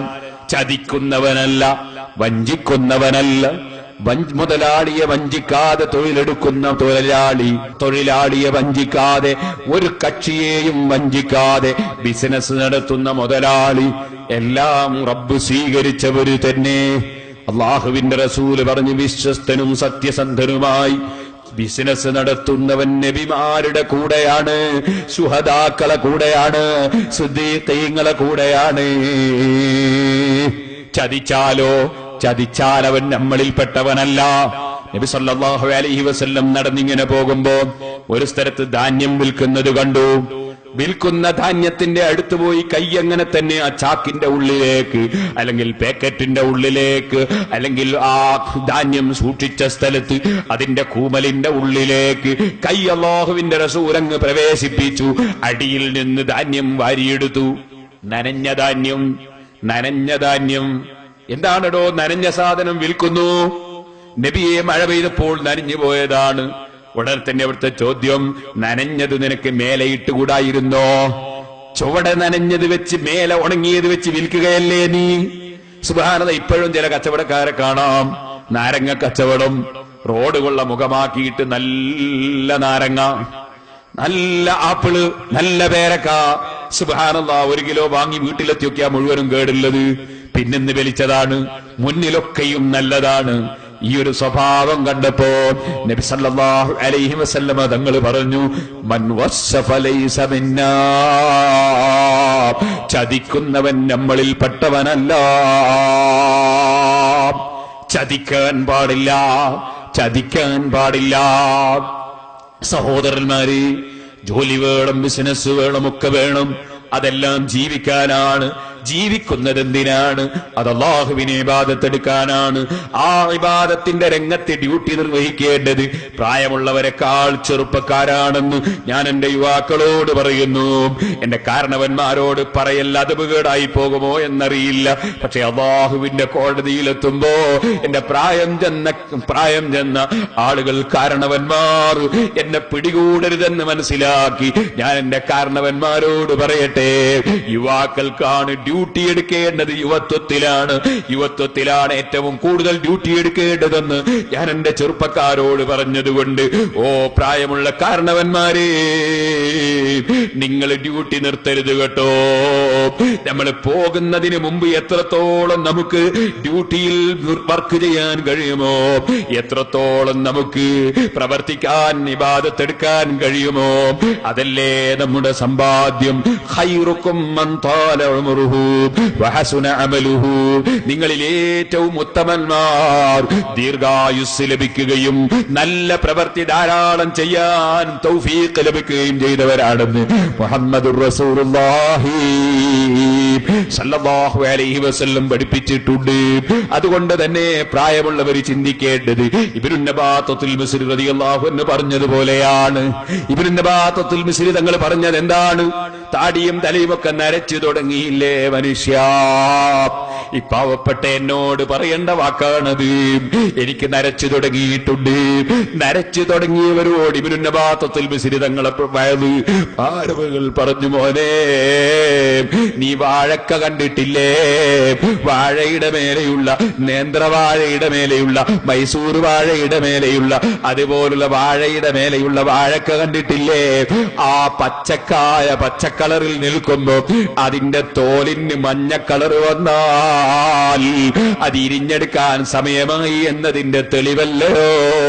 കൊല കൊത്തിയെടുക്കാനായി എന്നതിന്റെ തെളിവല്ലയോ? അതുപോലെ നിന്റെ താടിയിലും മീശയിലും തലയിലുമൊക്കെ രോമത്തിന്റെ കളറ് മാറിയെങ്കിൽ പറിക്കാൻ അടുത്തായി എന്നതിന്റെ തെളിവാണ് കേട്ടോ.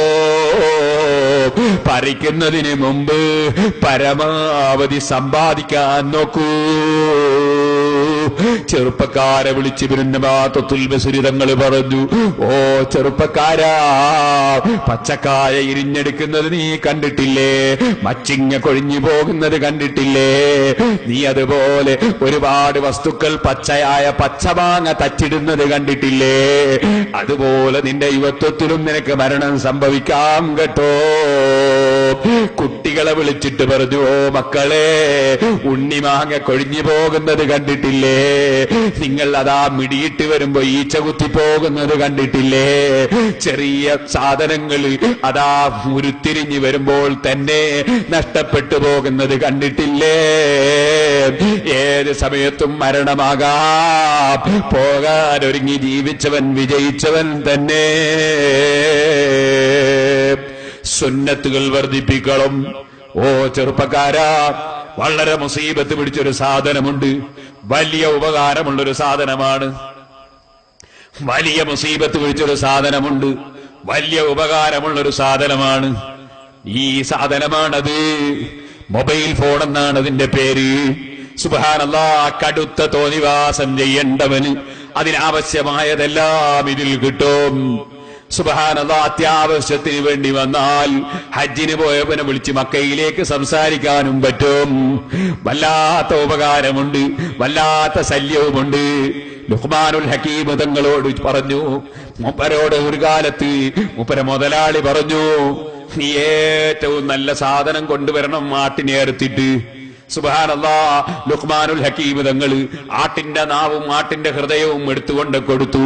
ഏറ്റവും നല്ല സാധനം. പിന്നീട് പറഞ്ഞു, നീ ഒരാട്ടിനെ അറുത്തിട്ട് ഏറ്റവും മോശമുള്ളത് കൊണ്ടുവരണം. മഹാനായ ലുഖ്മാനുൽ ഹകീം തങ്ങള് അപ്പോഴും കൊണ്ടക്കൊടുത്തു, ഹൃദയവും നാവും കൊണ്ടക്കൊടുത്തു. മനുഷ്യന്റെ ഹൃദയം നന്നായാൽ ഇത്ര നല്ലൊരു സാധനം ലൗഹുൽ മഹ്ഫൂദ് നോക്കി വായിക്കൂന്ന് ഞാൻ പറഞ്ഞില്ലേ. ചീത്തയായാലോ ഇത്ര മോശമായൊരു സാധനം. ഈമാനിന് പകരം കുഫർ, സുന്നത്ത് ജമാഅത്തിന് പകരം പുത്തൻവാദം, സുബ്ഹാനല്ലാഹ് വിനയത്തിന് പകരം കിബ്ർ, അതുപോലെ തന്നെ സന്തോഷത്തിന് പകരം അസൂയ. അങ്ങനെ തുടങ്ങി എല്ലാ കെട്ടുനാറുന്ന വസ്തുവും ഹൃദയത്തിൽ നിൽക്കും. അതുപോലെ തന്നെ നാവ് നന്നായാൽ എപ്പോഴും ദിക്റ്, സലാത്ത്, ഖുർആനോത്ത്, നല്ലത് സംസാരം. മോശമായാലോ മോശമായ ചീത്ത പറയല്, തെറി പറയല്, കുറ്റം പറയല്. സുബ്ഹാനല്ലാഹ്, മോശമായ വാക്ക്, ഗീബത്ത്, നമീമത്ത്, ഫിത്ന, ഫസാദ്, കളവ്. രാജാവ് ചോദിച്ചു, എന്തേ നീ ഇന്നാൾ നല്ലത് കൊണ്ടുവരാൻ പറഞ്ഞപ്പോഴും കൊണ്ടുവന്ന് സാധനം ഒന്ന്, ഇപ്പൊ മോശമായത് കൊണ്ടുവരാൻ പറഞ്ഞപ്പോ അപ്പോഴും കൊണ്ടുവന്ന ഒരേ സാധനം. രാജാവേ, ഇത് ഏറ്റവും നല്ലതുമാണ്, ഏറ്റവും ചീത്തയുമാണ്. ഇതുപോലെയല്ലേ മൊബൈൽ ഫോണിന്റെ കഥ. ഏറ്റവും മനുഷ്യനെ നശിപ്പിക്കുന്ന ഒരു സാധനം, ഏറ്റവും നല്ല ഉപകാരമുള്ള സാധനം.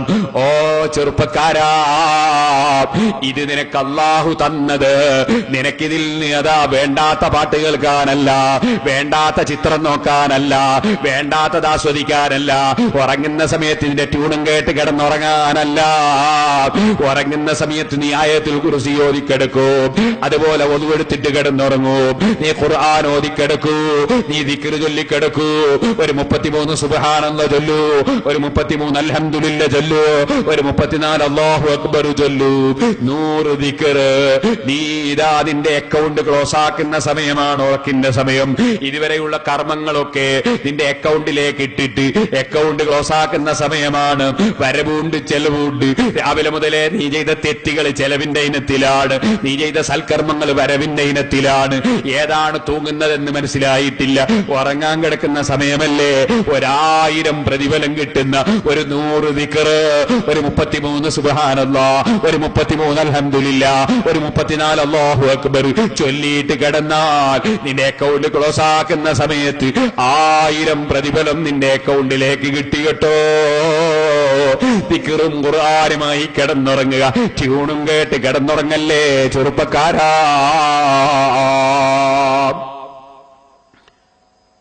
വളരെ ഉപകാരമുള്ളൊരു സാധനമാണ് മോട്ടോർ സൈക്കിൾ. വളരെ ഉപകാരമുള്ള 2 വീലർ. കാരണം ചെറിയ ചെലവ് കൊണ്ട് വളരെ പെട്ടെന്ന് പോയി വരാൻ കഴിയും. വളരെ മുസീബത്ത് പിടിച്ചൊരു സാധനമാണ് 2 വീലർ. കാരണം അതിന്റെ മോള് കയറുമ്പോ തന്നെ ഒരു കിബിർ കുറച്ചിങ് വരും. അങ്ങനെ കുതിരപ്പുറത്ത് കഴിയ മാതിരി കുറച്ച് കിബിർ അപ്പം തന്നെ വരും. പിന്നെ സുബ്ഹാനല്ലാഹ് മത്സരിച്ച് ഓട്ടം. പിന്നെ അതിന്റെ മോളിൽ എന്താ കളിക്കേണ്ടതെന്ന് മനസ്സിലാകുന്നില്ല ചില ചെറുപ്പക്കാർ കുട്ടികൾക്ക്.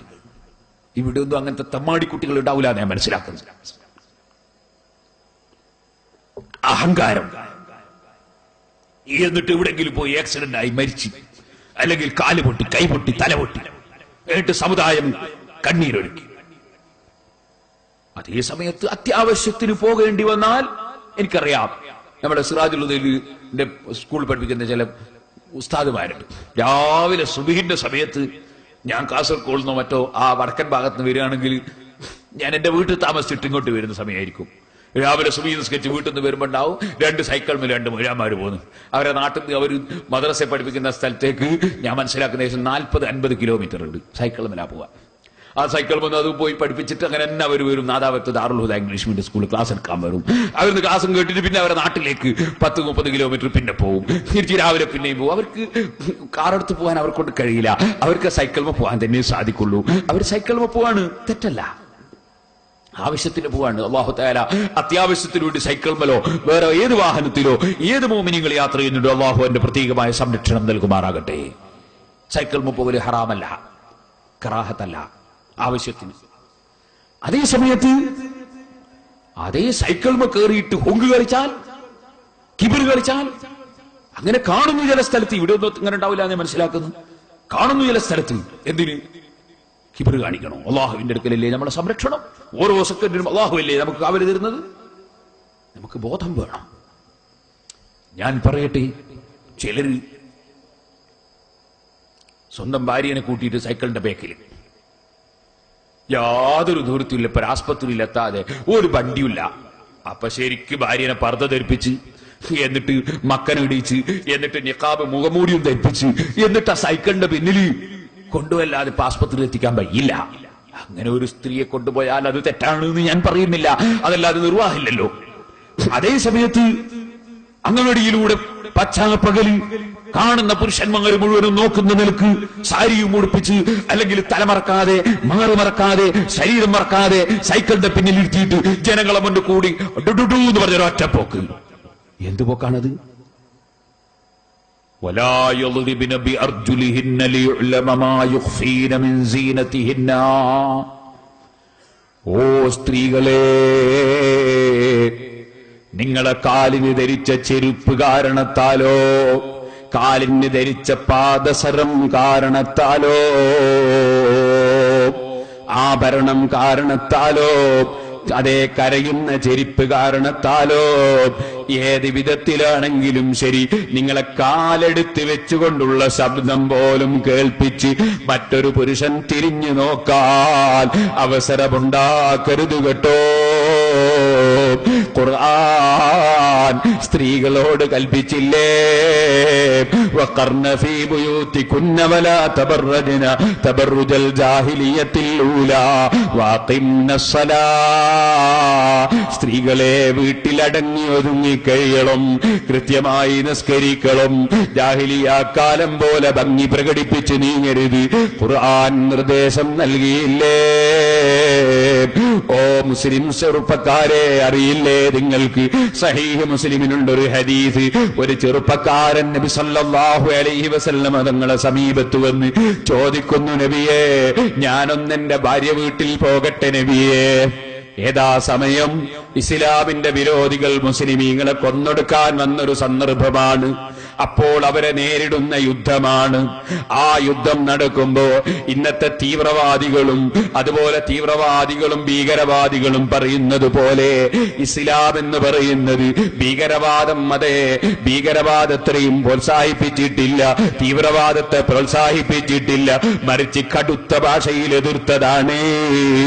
പറയട്ടെ, ഇസ്ലാമിന്റെ ജിഹാദ് അത് നാലാള് കമ്മിറ്റി ഉണ്ടാക്കി ബോംബ് നിർമ്മിക്കുന്ന ഏർപ്പാടല്ല.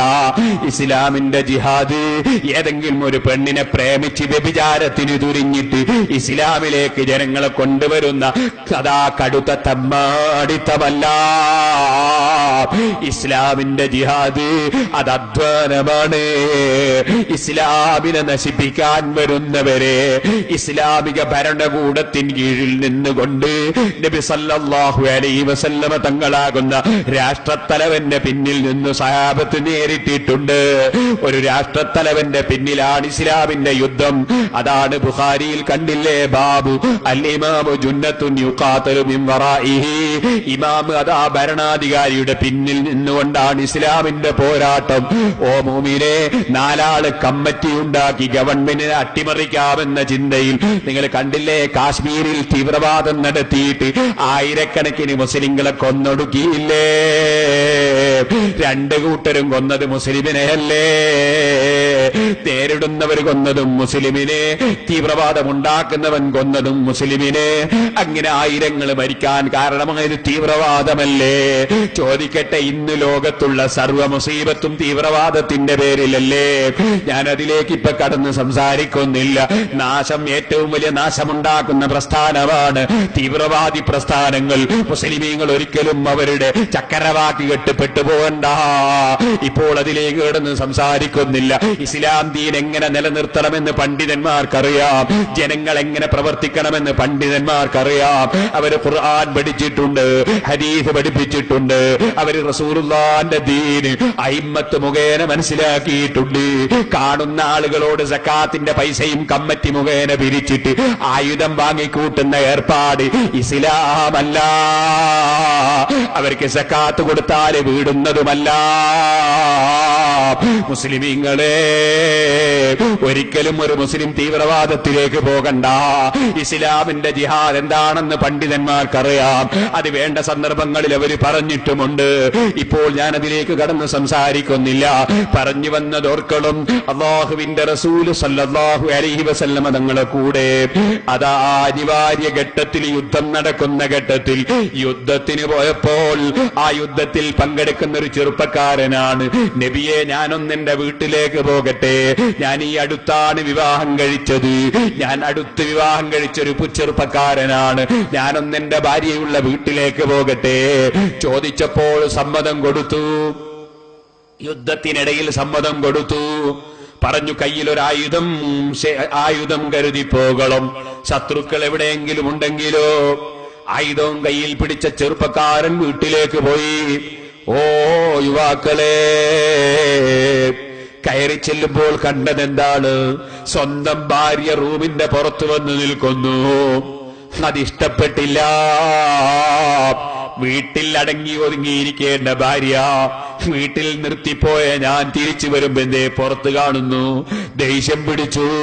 സുബ്ഹാനല്ലാഹ്, എയർപോർട്ടിൽ ഞാൻ ഇറങ്ങുന്നുണ്ട്, നീയും മക്കളും നേരത്തെ തന്നെ അവിടെ എത്തണമെന്ന് വിളിച്ചു പറയുന്ന ചെറുപ്പക്കാരില്ലേ? എന്നിട്ടൊരായിരം ആണിന്റെയും പെണ്ണിന്റെയും ഇടക്ക് പോയി, കാണുന്ന അന്യപുരുഷന്മാരെ മുന്നിൽ പോയി, കാണുന്ന പോലീസുകാരന്റെയും സെക്യൂരിറ്റിയുടെയും മുന്നിൽ പോയി, മുസ്ലിമിന്റെയും അമുസ്ലിമിന്റെയും മുന്നിൽ പോയി.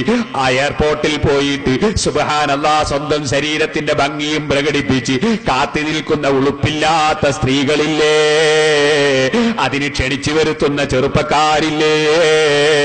ചോദിക്കട്ടെ, നിങ്ങൾ മാത്രമാണോ വിദേശത്ത് പോകാറുള്ളത്? ഞങ്ങളാരും വിദേശത്ത് പോകാത്തവരാണോ? ഞങ്ങളാരും ഭാര്യമാരോട് സ്നേഹമില്ലാത്തവരാണോ? ഈ ഇന്ത്യ രാജ്യത്തെ ഏറ്റവും കൂടുതൽ വിദേശത്തേക്ക് യാത്ര ചെയ്യുന്ന വ്യക്തി ഞാൻ മനസ്സിലാക്കുന്നു ശൈഖുനാ കാന്തപുരം ഉസ്താദായിരിക്കും.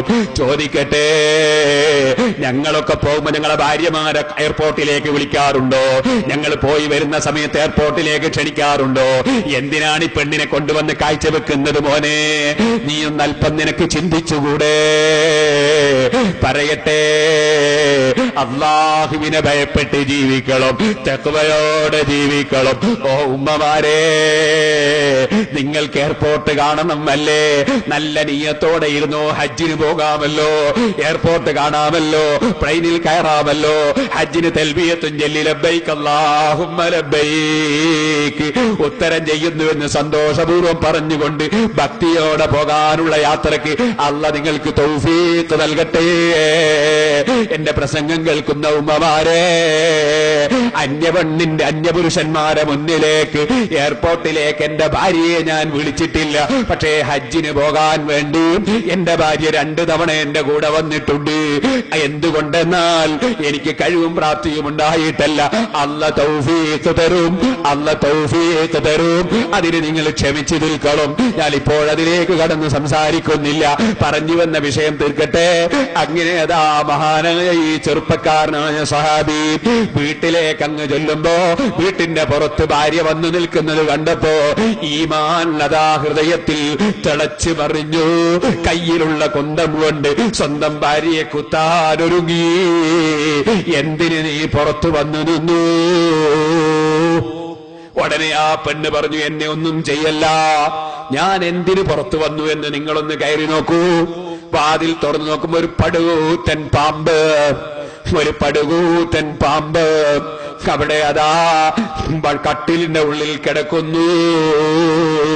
കയ്യിലുള്ള ആയുധം കൊണ്ട് ആ ചെറുപ്പക്കാരൻ ആ പാമ്പിനെ എങ്ങോട്ട് കുത്തി. അതേ അബൂ സഈദ് ഖുദരി റളിയല്ലാഹു അൻഹു പറയുന്നു, ആരാണ് ആദ്യം മരിച്ചതെന്നറിയില്ല, പാമ്പാണോ ആ സഹാബിയാണോ? പാമ്പ് പെട്ടെന്ന് തന്നെ അദ്ദേഹത്തെ ആക്രമിച്ചു. ആ സഹാബി അവിടെ മരിച്ചങ്ങ് വീണു. സഹാബികളായ ഞങ്ങൾ വിവരമറിഞ്ഞു. നബി സല്ലല്ലാഹു അലൈഹി വസല്ലമ തങ്ങളുടെ സമീപത്ത് വന്ന് വിവരം പറഞ്ഞപ്പോ അല്ലാഹുവിന്റെ റസൂല് പറഞ്ഞു, ഇസ്തഗ്ഫിറുഹു ലി അഖീകും, നിങ്ങളുടെ സഹോദരൻ മരിച്ചുവല്ലോ, മരിച്ച സഹോദരന് അല്ലാഹു പാപം പുറത്തു കൊടുക്കാൻ വേണ്ടി മരിച്ചവർക്ക് നിങ്ങൾ പ്രാർത്ഥിക്കുവീൻ. മരിച്ചാ പിന്നെ മരിച്ചവർക്ക് ദ്വാരന്നൂടാന്ന് പറയുന്ന ഒരു കൂട്ടരുണ്ട്. അവരും ദീനും തമ്മിൽ ബന്ധമില്ല കേട്ടോ. ഇസ്തഗ്ഫിറൂ ലിഅഖീകും, നിങ്ങളെ മരിച്ചുപോയ സഹോദരന് വേണ്ടി നിങ്ങൾ പൊറുക്കലിനെ ചോദിക്കുവീൻ. എന്നിട്ട് പറഞ്ഞു, ഒരാൾ മരിച്ചാൽ നമ്മുടെ ബാധ്യത ഏതാണ്? അവർക്ക് വേണ്ടി ദ്വാരക്കുക. അത് പറഞ്ഞിട്ട് നബി സല്ലല്ലാഹു അലൈഹി വസല്ലം പറഞ്ഞു, ഇന്നലിൽ ബൈത്തി ലഅവാമിറ, വീടുകൾക്ക് ചില വീട് പരിപാലിക്കുന്ന ജിന്നുകളുണ്ട്, ചില വീട് പരിപാലിക്കുന്ന ജിന്നുകളുണ്ട്, പാമ്പുകളുണ്ട്. ജിന്ന് പാമ്പ് കോലത്തിലുണ്ടാവും ചിലപ്പോൾ. അതുകൊണ്ടൊരു പാമ്പിനെ നിങ്ങൾ വീട്ടിൽ കണ്ടാൽ അതിനോട് ഇറങ്ങിപ്പോകാൻ പറയണം, 3 തവണ പറയണം, അല്ലെങ്കിൽ 3 പ്രാവശ്യം പറയണം. എന്നിട്ട് നിങ്ങൾ പാമ്പിനെ കൈകാര്യം ചെയ്യാവൂ എന്ന് നബി സല്ലല്ലാഹു അലൈഹി വസല്ലം തങ്ങൾ വസിയ്യത്ത് ചെയ്തു. അബൂ സഈദ് അൽ-ഖുദരി റളിയല്ലാഹു അൻഹു ഒരു കട്ടിലിന്റെ മേലെ വെച്ച് നിസ്കരിച്ചുകൊണ്ടിരിക്കുമ്പോൾ ആ കട്ടിലിന്റെ ഉള്ളിൽ ഒരു പാമ്പിനെ കണ്ടിട്ട് ആളുകൾ മൂപ്പര് നിസ്കരിക്കുന്ന സമയത്ത് കൊല്ലാൻ നോക്കുകയാണ്. അപ്പൊ നിസ്കാരത്തിൽ കൈകൊണ്ട് കാണിച്ചു കൊടുത്ത്, കൊല്ലണ്ട, നിസ്കാരം ബാത്തിലാത്ത രൂപത്തിൽ കാണിച്ചു കൊടുത്തു. നിസ്കാരത്തിൽ എന്തെങ്കിലും കളി കളിക്കാൻ പാടില്ല, നിസ്കാരത്തിൽ എന്തെങ്കിലും കളി കളിക്കാൻ പാടില്ല. ഇപ്പോ ചിലർക്ക് നിസ്കാരം മുഴുവൻ ബാത്തിലാക്കലാണ്. സമി അല്ലാഹു ലിമൻ ഹമിദാന, പിന്നെ ഇതിങ്ങനെ ആട്ടല, നിസ്കാരം ബാത്തിലായി പോയി. അത് അടക്കിയോടെ വെച്ചൂടെ? അത് ഈ ക്ലോക്കിന്റെ പെൻഡിൽ പോലെ ഇങ്ങനെ ആട്ടണം, അത് അടക്കിയോടെ വെച്ചൂടെ? അതുപോലെ തന്നെ ചിലർ നിസ്കാരത്തിലേക്ക് കടന്നാ പിന്നെ ശൈത്താൻ തോന്നിപ്പിക്കും, കുപ്പായം ചൂടിച്ചിട്ടുണ്ട്, ഇതൊക്കെ കുപ്പായം പിടിച്ചൊരു താഴ്ത്തല. ഒക്കെ വിവരക്കേട്. ഞാൻ പറഞ്ഞു വന്നത്, നിസ്കാരത്തിലും എല്ലാം കൈകൊണ്ട് കാണിച്ചു കൊടുത്തു, കൊല്ലണ്ട. നിസ്കാരം കഴിഞ്ഞപ്പോ പറഞ്ഞു, ഞാൻ കൊല്ലണ്ട എന്ന് പറയാൻ കാരണം ഇങ്ങനെ ഒരു സംഭവം നബി സല്ലല്ലാഹു അലൈഹി വസല്ലം കാലത്ത് നടന്നിരുന്നു. ഞാനിത് എന്തിനാ പറഞ്ഞത്? അന്നത്തെ സഹാബത്തിന്റെ ഈമാൻ, സ്വന്തം ഭാര്യ, അടുത്ത് വിവാഹം കഴിച്ച ഭാര്യ പുറത്തു വന്നത് കണ്ടപ്പോൾ ഇഷ്ടപ്പെട്ടില്ല, കുന്തം കൊണ്ട് ഓങ്ങി. സംഗതി കുത്താനായിരിക്കൂല, പേടിപ്പിക്കാനായിരിക്കാം, ഏതെങ്കിലും കുന്തം കൊണ്ട് ഓങ്ങി. ആ നിലക്ക് സഹാബത്ത് അവരവരുടെ സ്ത്രീകൾ അടങ്ങി ഒതുങ്ങി നിൽക്കണം എന്ന് ചിന്തിച്ചു. അതുകൊണ്ട് ചെറുപ്പക്കാരെ, ഞാൻ നേരത്തെ പറഞ്ഞ അനിവാര്യമായ ഒരു ഘട്ടത്തിൽ ഭാര്യനെയും കൂട്ടി ശരീരം പൂർണ്ണമായി മറിച്ച് വേറെ വാഹനമൊന്നുമില്ലാത്ത സമയത്ത് ഒരാൾ സൈക്കിൾമ പോയാൽ അവരൊക്കെ നമ്മൾ തെറ്റിദ്ധരിക്കണ്ട. അതേ സമയത്ത് മറ്റുള്ള പുരുഷന്മാർ കാണുന്ന വിധത്തിലും ആകർഷിപ്പിക്കപ്പെടുന്ന വിധത്തിലും സൈക്കിൾമ കയറ്റി ചെറുപ്പക്കാരികളായ കുട്ടികളെയും കൂട്ടി ചെറുപ്പക്കാരികളെയും കൂട്ടി റോട്ടുമ്മലൂടെ പടപട പടപട എന്ന് പറഞ്ഞു പോകുന്ന ഏർപ്പാട് ശരിയല്ല.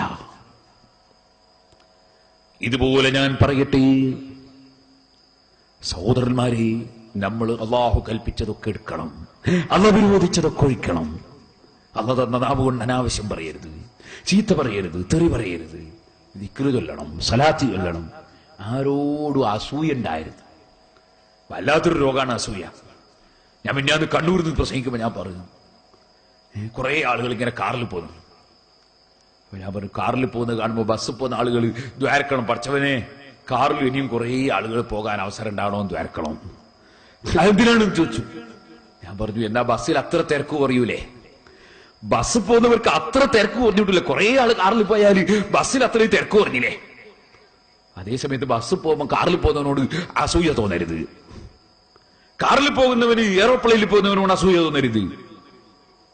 സുബ്ഹാനല്ലാഹ്, നിങ്ങൾ മനസ്സിലാക്കണം.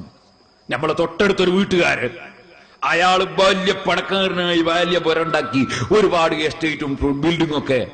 അപ്പൊ നമുക്ക് നല്ല സന്തോഷം ഉണ്ടാവണം. അല്ലാഹു തആല എന്റെ അയൽവാസിക്ക് ധാരാളം കൊടുത്തല്ലോ, അൽഹംദുലില്ലാ, വലിയ സന്തോഷം വേണം. കുറച്ച് പണിയുണ്ട്. തൊട്ടടുത്ത പുരക്കാർ ഉഷാറാകുമ്പോ, തൊട്ടടുത്ത പീടിയ കച്ചവടം കിട്ടുമ്പോ മനസ്സ് സന്തോഷിക്കണമെങ്കിൽ അതിന് ഔലിയാക്കളെ മനസ്സായിട്ട്. ഞാൻ സാധാരണ പറയാറുണ്ട് തമാശക്ക്, നിസ്കരിച്ചിരുന്നിട്ട് ദ്വാരക്ക ഇമാമ് അള്ളാഹുയെ പുറത്തു തരണേ, കാരുണ്യം ചെയ്യണേ, ഞങ്ങൾക്ക് ഗുണം ചെയ്യണേ, ഗുണം ചെയ്യണേ, ഉപ്പാക്കും ഗുണം ചെയ്യണം, മാപ്പാക്കും ഗുണം ചെയ്യണം, ഉമ്മാക്കും ഗുണം ചെയ്യണം, ഇങ്ങനെ ദ്വാരുന്ന പോലെ ജീറാനിനെ അയൽവാസികൾക്കും ഗുണം ചെയ്യണേ എന്ന് പറയുമ്പോ ആമീൻ അർത്ഥം അറിയെങ്കിൽ പലരും ആമീൻ പറയൂല. അയൽവാസികൾക്ക് ഗുണം ചെയ്യും, തൊട്ടടുത്ത വർക്കാരന് ഗുണം കിട്ടണമെന്ന് ചിന്തിക്കുന്ന മനുഷ്യന്മാര് വളരെ കുറവാ. തൊട്ടടുത്ത വർക്കാരൻ വളരെ ഉഷാറാകുമ്പോൾ നമ്മളെ മനസ്സിൽ നല്ല സന്തോഷം ഉണ്ടാവണം.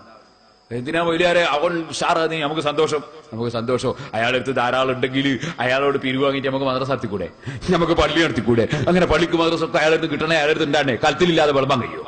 അപ്പൊ കലത്തിൽ ഉണ്ടാകണ്ടേ? അയാൾക്ക് ഉണ്ടാവണമെന്ന് വിചാരിക്കണം. അതിന് മുസ്ലിയാരെ ഒരൊറ്റനായാക്കാശ് ഒരു മദ്രസക്കും കൊടുക്കൂല, ഒരു പള്ളിക്കും കൊടുക്കൂല, അങ്ങനത്തെ ബഹയിലാണ് അയാൾ. ഓ ആയിക്കോട്ടെ, എന്നാ പിന്നെ നമുക്ക് അയാളോട് കടം വാങ്ങാം, അയാളോട് കടം വാങ്ങിച്ചൂടെ? മുസ്ലിയാരെ റോറ്റനയാകാശ അയാൾ കടവും കൊടുക്കൂല, അങ്ങനത്തെ ആനവഹിയില. എന്നാലും നമ്മൾ സന്തോഷിക്കാൻ അയാൾക്ക് ഉണ്ടാവുമ്പോ അതെന്തിനാ? അയാള് നമ്മളോട് കടം ചോദിക്കൂലല്ലോ. അയാളെടുത്ത് ധാരാളുണ്ട്, പിന്നെ നമ്മളോട് അയാൾ കടം ചോദിക്കൂലല്ലോ. അവൻ നമ്മൾ രക്ഷപ്പെട്ടില്ലേ? ഒരാൾക്ക് ഉള്ളത് കൊണ്ട് നമുക്ക് എന്താ ദോഷം? ഒരാൾക്ക് എന്തെങ്കിലും ഉണ്ടാകുന്നതുകൊണ്ട് നമുക്ക് എന്താ ദോഷം? നേരെ മറിച്ച് ഇല്ലെങ്കിലല്ലേ കുഴപ്പം. അതുകൊണ്ട് ദുന്യാവ് കിട്ടുന്നുവെങ്കിലും ആഖിറം കിട്ടുന്നുവെങ്കിലും സഹോദരന് കിട്ടുന്നതിൽ സന്തോഷിക്കണം. അതാണ് യഥാർത്ഥ മുസ്ലിം. അഹിബ്ബ ലിന്നാസി മാ തുഹിബ്ബു ലിനഫ്സിക തകുൻ മുസ്ലിമാ. നിന്റെ സ്വന്തം ശരീരത്തിന് നീ എന്ത് ഇഷ്ടപ്പെടുന്നുണ്ടോ അത് നീ മറ്റ് ജനങ്ങൾക്ക് ഇഷ്ടപ്പെടണം.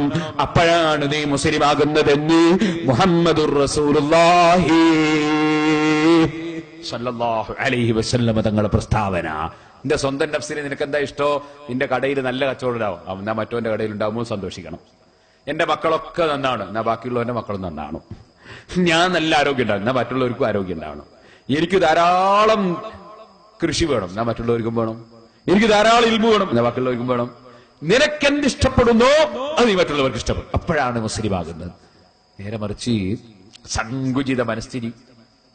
നമ്മളൊരു ബസ്സിന് കൈ കാണിച്ച്, ആ ബസ് കൈ കാണിച്ചപ്പോ ഡ്രൈവർ നിർത്തിയില്ല. അപ്പൊ ഓനെ കുറെ ചീത്ത പറഞ്ഞ്, ഹാമക്ക് നിർത്താണ്ട് പോയി, എനിക്ക് കോഴിക്കോട്ട് വളരെ പെട്ടെന്ന് എത്തേണ്ടിയുണ്ട്, എന്താ വന്ന് ചവിട്ടുമ്പോഴേക്ക് എന്ത് വരാനാ? സുബ്ഹാനല്ലാഹ്, 9:30 മണിക്ക് പോകേണ്ട ബസ് 9:50 വന്നത്. 9:50 വേറൊരു ബസ് ഈ റൂട്ടിൽ പോകേണ്ടതുണ്ട്. അയാള് ടയർ ചീത്തയായിട്ട് സമയം പോയതാണ്. അപ്പൊ ഇപ്പൊ വണ്ടിയിൽ ആളെടുത്താലും മറ്റേ ബസ്സിന്റെ ആളെടുത്തു വന്നത് അനീതിയാണ്. ബാക്കിൽ തന്നെ ഒരു ബസ് ഉണ്ട്, അതിൽ കയറേണ്ട ആളുകൾ ഇപ്പൊ ഇവൻ പെറുക്കിയാ മോശമല്ലേ? ഇയാൾ നീതി പുലർത്തിയതാണ്, നിർത്താതെ പോയി. പക്ഷെ നമ്മൾക്കുണ്ടോ ഒരാളെ കുറ്റം പറയുമ്പോ തിരിച്ചും പറഞ്ഞു ആലോചന? നമ്മൾ ഉടനെ തന്നെ ഡ്രൈവറെ ചീത്ത പറഞ്ഞില്ലേ, ഹാമക്ക് ചവിട്ടാണ്ട് പോയി. വാസ്തവത്തിൽ അവനല്ല ഹാമക്ക് പറഞ്ഞ, നീയാ ഹാമക്ക്. ഇരിക്കട്ടെ, അവൻ നീതി പുലർത്തിയവനാണ്. മറ്റേ ബസ്സിന്റെ ആളെ ഞാൻ എടുക്കാൻ പാടില്ല, ആളെ നിർത്താതെ പോയതാണ്. അത് കഴിഞ്ഞ് കുറച്ചപ്പുറത്തെത്തി, അവനങ്ങ് പോയി. ഉടനെ ബേക്കിൽ ഒരു ബസ് വന്ന് ആ ബസ് കൈ കാണിച്ച് നിർത്തി, ആളെ കൊണ്ട് നിർത്തി. കേറി, നമ്മൾ കയറി കുറച്ചപ്പുറത്തി ഒരു 100-150 മീറ്റർ. അപ്പൊ വേറെ ആള് കൈ കാണിച്ച്, ബസ് അവിടെ നിർത്തി, അയാളെ എടുത്ത്. പിന്നെ ഒരു 200 മീറ്റർ അപ്പുറത്ത് ഒരു പെണ്ണ് കൈ കാണിച്ച്, അവിടെ നിർത്തി, അവളെ എടുത്ത്. പിന്നെ ഒരു 150 മീറ്റർ ബാസിലുള്ള ആൾ കൈ കാണിച്ച്, അവിടെ നിർത്തി. അപ്പൊ ഇയാള് ഇത് കാണുന്നിടത്തൊക്കെ ചവിട്ടുന്ന ബസ് ഇതപ്പോ കോഴിക്കോട്ടെത്തുക. ഓ, നമ്മൾ കൈ കാണിച്ചാൽ നിർത്തണം, കയറ്റണം, പിന്നെ ഒരൊറ്റ പോക്ക് കോഴിക്കോട്ടേക്ക്. എന്തൊരു നല്ല മനസ്സാന്നറിയോ? ഈ രൂപത്തിലാകാതെ മനസ്സ് ശുദ്ധിയാകണം. അപ്പോഴാ തഖ്വ. ആരോടും അസൂയ ഉണ്ടാകരുത്, ഞാനൊരു വലിയവനാണെന്ന ചിന്ത ഉണ്ടാകരുത്, എനിക്കെന്തിനും കഴിയുമെന്ന ചിന്ത ഉണ്ടാകരുത്. വലിയവനൊന്നേ ഉള്ളൂ, അല്ലാഹു അക്ബർ. അല്ലാഹ് വലിയവനാണ്, മറ്റുള്ളവരൊന്നും വലിയവരല്ല. ആ റബ്ബാണ് എല്ലാവർക്കും കൊടുക്കുന്നത്, അതിൽ എനിക്ക് പരാതിയില്ല. വിശാലമായ മനസ്സോടെ മനുഷ്യൻ ജീവിക്കണം. ഞാൻ എന്റെ പ്രസംഗം നിർത്തട്ടെ. ഒരു തത്വം കൂടി നിങ്ങളോട് പറയുന്നു. ഇങ്ങോട്ട് ആരെന്ത് തെറ്റ് ചെയ്തോ ചെയ്തവന് പൊരുത്തപ്പെട്ടു കൊടുക്കണം. അങ്ങോട്ട് നമ്മൾ എന്ത് തെറ്റ് ചെയ്തോ അതെപ്പോഴും ഓർമ്മിക്കണം. ഇങ്ങോട്ട് ചെയ്ത തെറ്റ് ഓർമ്മിക്കാൻ പാടില്ല, ഇങ്ങോട്ടൊരു മനുഷ്യൻ ചെയ്ത തെറ്റ് ഓർമ്മിക്കാൻ പാടില്ല. സ്വർഗത്തിൽ കടക്കണോ? മുത്തഖീങ്ങൾക്കാണ് സ്വർഗം. ഉഇദ്ദത്തിൽ മുത്തഖീൻ. ആരാണ് മുത്തഖീങ്ങൾ? അല്ലദീന യുൻഫിഖൂന ഫിസ്സറായി വല്ലറായി വൽകാളിമീനൽ ഗൈള വൽആഫീന അനിന്നാസ്. ജനങ്ങൾക്ക് വിട്ടുവീഴ്ച ചെയ്യുന്ന മുത്തഖീങ്ങൾക്കാണ് സ്വർഗം. ജനങ്ങൾക്ക് വിട്ടുവീഴ്ച ചെയ്യണം. സാമ്പത്തിക ശേഷി ഉള്ളപ്പോഴും ഞെരുക്കമുള്ളപ്പോഴും കഴിവനുസരിച്ച് ധർമ്മം ചെയ്യണം, ചെലവാക്കണം. അതുപോലെ ദേഷ്യം പിടിച്ചാ ദേഷ്യം അങ്ങ് മനസ്സിൽ മൂടി വെക്കണം.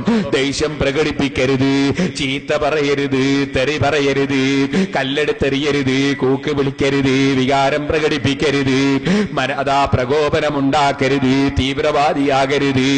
വിട്ടുവീഴ്ച ചെയ്യുന്ന മനുഷ്യനാകണം. അവനാണ് സ്വർഗമെന്നുള്ള പഠിപ്പിക്കുന്നു. കുടുംബങ്ങൾ തമ്മിൽ തെറ്റി ജീവിക്കുന്നവരില്ലേ, എന്തായാലും 1 ഇഞ്ച് ഞാൻ വിട്ടുകൊടുക്കൂല എന്ന നിലക്ക് കുടുംബവുമായി പോരാടുന്നവരില്ലേ, അയൽവാസികളുമായി പോരാടുന്നവരില്ലേ, ഗുരുവും ശിഷ്യനും തമ്മിൽ 1 ഇഞ്ച് വിടൂല എന്ന നിലക്ക് വാശി പിടിച്ചു നീങ്ങുന്നവരില്ലേ, സ്വന്തം ഉസ്താദുമാരെ തന്നെ ചീത്ത പറയുന്ന വാശിക്കാരില്ലേ. അല്ല ഖൽബ് ശുദ്ധീകരിച്ചില്ലെങ്കിൽ അപകടം തന്നെ. ഓ മുസ്ലിമീങ്ങളെ, അള്ളയാണ് വലിയവനെന്ന് ചിന്തിക്കുമ്പോ ഞാനൊരു വലിയവനാണെന്ന ചിന്തയില്ല. അവരാർക്കും കൊടുക്കുന്നതിൽ അസൂയയില്ല. നമ്മളോട് ആരെങ്കിലും തെറ്റ് ചെയ്തെങ്കിൽ അള്ളാന്റെ ഖളായിന് അയാളോട് അങ്ങനെ ചെയ്തു പോയി എന്ന് മനസ്സിലാക്കി മാപ്പ് കൊടുക്കുന്നതിന് വിഷമമില്ല. അതുകൊണ്ട് തന്നെ പറയട്ടെ, ഇങ്ങോട്ടാരെന്ത് തെറ്റ് ചെയ്തിട്ടുണ്ടെങ്കിലും അതങ്ങ് വിട്ടുവീഴ്ച ചെയ്ത് മറന്നു കളയണം. നമ്മൾ ആരോട് തെറ്റ് ചെയ്തിട്ടുണ്ടോ അതെപ്പോഴും ഓർമ്മിക്കണം. അങ്ങോട്ട് ചെയ്ത തെറ്റ് എപ്പോഴും ഓർമ്മിക്കണം. ഇതുപോലെ ഞാൻ പറയട്ടെ, ഒരാൾ നമുക്കൊരു ഉപകാരം ചെയ്തു തന്നാൽ ഉപകാരം ചെയ്തവനെ എപ്പോഴും ഓർമ്മിക്കണം. അതിന് നന്ദി ചെയ്യാൻ ശ്രമിക്കണം. നമ്മൾ ആർക്കെങ്കിലും വല്ല ഉപകാരവും ചെയ്തു കൊടുത്തിട്ടുണ്ടെങ്കിൽ അത് മനസ്സുകൊണ്ടങ്ങ് മറന്നു കളയണം. അത് അള്ളാഹ് നമുക്ക് തന്നൊരവസരമാണ്. അത് അള്ളാഹുവിന്റെ കഴിവിൽപ്പെട്ടതാണ്. അവൻ എനിക്ക് തന്നൊരു തൗഫീഖാണ്. അത് എന്റെ വകയല്ല, അത് അള്ളാന്റെ വകയാണ്. അതുകൊണ്ട് ഞാൻ ഇന്ന ഉപകാരം ചെയ്തുവെന്ന് ഒരാളും ഉപകാരം ചെയ്ത ഉപകാരം ഓർമ്മിക്കാൻ പാടില്ല. അതേ സമയത്ത് നമുക്കാരെങ്കിലും ഉപകാരം ചെയ്താൽ അതെപ്പോഴും നമ്മൾ ഓർമ്മിക്കുകയും നന്ദിയുള്ളവരാവുകയും വേണം. നബി സല്ലല്ലാഹു അലൈഹി വസല്ലമ തങ്ങൾ നമ്മളെ ഖൽബ് നന്നാകാൻ വേണ്ടി പറഞ്ഞ വസിയ്യത്തുകൾ ജീവിതത്തിൽ പുലർത്തി ജീവിക്കണേ സഹോദരിമാരെ, സഹോദരന്മാരെ. രഹസ്യം അറിയുന്ന രാജാവ്, പരസ്യമറിയുന്ന രാജാവ്, ആ രാജാവിന്റെ മുമ്പിൽ ഒരു കോടതിയുണ്ടെന്ന ബോധത്തോടെ ഇന്ന് കാണുന്ന ആഡംബരങ്ങളെല്ലാം നശിച്ചു പോകും. ഇന്ന് കാണുന്ന വാഹനങ്ങളെല്ലാം നിർത്തി മയ്യിത്ത് കെട്ടിൽ കയറേണ്ടി വരും. ഇന്ന് കാണുന്ന വസ്ത്രങ്ങളെല്ലാം ജീവിതത്തിൽ ഊരി വെക്കേണ്ട ഒരു രംഗം വരും. എന്നിട്ട് കഫൻ തുണിയും പുതച്ചിട്ട് നമ്മളെ കൊണ്ടുപോകുന്നൊരു സന്ദർഭമുണ്ട്. ഇന്ന് വളരെ ഭംഗിയിൽ കാണുന്ന മുഖത്ത് നെറ്റിയുടെ മേലെ പരുത്തി വെക്കുന്നൊരു രംഗമുണ്ട്. മൂക്കിനും കണ്ണിനും കാതിനും ഒക്കെ പരുത്തി വെക്കുന്നൊരു സന്ദർഭമുണ്ട്. അതിനെക്കുറിച്ച് നല്ല ബോധം നമ്മളെ ഖൽബിലുണ്ടാകണം. ഓ മുസ്ലിം ചെറുപ്പക്കാരെ, എന്ത് ടെൻഷൻ ഉണ്ടായാലും എന്ത് പ്രശ്നമുണ്ടായാലും നിങ്ങൾ മയക്കുമരുന്നുമായി ബന്ധപ്പെടരുത് കേട്ടോ. കള്ളുമായി ലഹരിയുമായി ബന്ധപ്പെടരുത് കേട്ടോ. ഒരു ചെറിയ ഹദീസ് കൂടി പറഞ്ഞ് ഞാൻ എന്റെ പ്രസംഗം നിർത്തട്ടെ. നബി സല്ലല്ലാഹു അലൈഹി വസല്ലമ തങ്ങൾ പറഞ്ഞു, ഓ മുസ്ലിമീങ്ങളെ, അല്ലാഹുവിന്റെ റസൂൽ നമ്മൾ ആഖിറത്ത് നഷ്ടപ്പെട്ടു പോകാതിരിക്കാൻ വേണ്ടി ആവശ്യമായ സർവോപദേശങ്ങളും നൽകിയിട്ടുണ്ട്. ആവശ്യമായ സർവതത്വങ്ങളും പഠിപ്പിച്ചിട്ടുണ്ട്. മാതാപിതാക്കൾ അങ്ങേയറ്റം ആദരിക്കണം, ബഹുമാനിക്കണം, സ്നേഹിക്കണം. അത് അല്ലാഹുവിന്റെ റസൂല് പഠിപ്പിച്ചിട്ടുണ്ട്. വഅശ്റൂഹുന്ന ബിൽ മഅറൂഫ്. ഭാര്യാഭർത്താക്കന്മാര് തമ്മിൽ വളരെ നല്ല നിലയ്ക്ക് ജീവിക്കണം. ഭാര്യമാരോട് കടുത്ത സ്വഭാവത്തിൽ പെരുമാറരുത്. ഭാര്യമാരോട് നല്ല നിലയ്ക്ക് ഭർത്താക്കന്മാര് പെരുമാറണം. ഒരക്രമിയെ പോലെ, ക്രൂരനെ പോലെ ഭാര്യമാരോട് പെരുമാറരുത്. ഓ ഉമ്മമാരെ, പെൺകുട്ടികളെ, ഫസാലിഹാതു ഖാനിതാതുൻ ഹാഫിളാതുൽ ലിൽ ഗൈബി ബിമാ ഹഫിളല്ലാഹ്. അല്ലാഹുവിന്റെ അടുക്കൽ നല്ല സ്ത്രീകള് ഭർത്താക്കന്മാരെ അനുസരിക്കുന്ന സ്ത്രീകളാണ്. അല്ലാഹുവിനെ അനുസരിക്കുന്ന സ്ത്രീകളാണ്. അതവും ഗുരുത്വവുമുള്ള പെൺകുട്ടികളാണ്. ഭർത്താവിനോട് കസർത്തി കയറുന്ന, ഭർത്താവിനെ ആദരിക്കാത്ത, അനുസരിക്കാത്ത പെണ്ണായി നമ്മൾ പെട്ടുപോകരുത്. ഭർത്താവിനെ അനുസരിക്കുന്ന പെൺകുട്ടികളാകണം. അതുപോലെ ചെറുപ്പക്കാരെ, കല്യാണം കഴിച്ചാൽ നമ്മളെ കസ്റ്റഡിയിലാണെന്ന നിലക്ക്, ക്രൂരമായ നിലക്കൊരു പെൺകുട്ടിയോടും പെരുമാറരുത് കേട്ടോ. പ്രായമുള്ള കാരണവന്മാരെ, ഉമ്മമാരെ, സ്വന്തം മക്കളെ ഭാര്യമാരോട് ക്രൂരതയോടുകൂടെ പെരുമാറരുത്. മക്കളെ ഭാര്യമാരോട് നല്ല നിലക്ക് പെരുമാറണം. ഓ ചെറുപ്പക്കാരെ, കല്യാണം കഴിച്ചാ ബാപ്പാനെ മറന്നു പോകരുത്, ഉമ്മാനെ മറന്നു പോകരുത്. ബാപ്പനെയും ഉമ്മനെയും നിക്കാഹ് ചെയ്തു കൊണ്ടുവന്നതല്ല. അവർ നമുക്ക് ചെയ്ത ഉപകാരത്തിന് പകരം ചെയ്തു കൊടുത്തു തീർക്കാൻ നമ്മളെ കൊണ്ട് സാധ്യമല്ല. മരണം വരെ ഹിദ്മത്തെടുത്താലും മതിയാകൂല. അതുകൊണ്ട് ബാപ്പന്റെയും ഉമ്മന്റെയും ബഹുമാനം എപ്പോഴും ഓർമ്മിക്കണം. അതേ സമയത്ത് കല്യാണം കഴിച്ചു കൊണ്ടുവന്ന പെൺകുട്ടികളെ ആക്രമിക്കുന്ന രൂപത്തിൽ ഒരു ബാപ്പയും ഉമ്മയും പെരുമാറരുത്.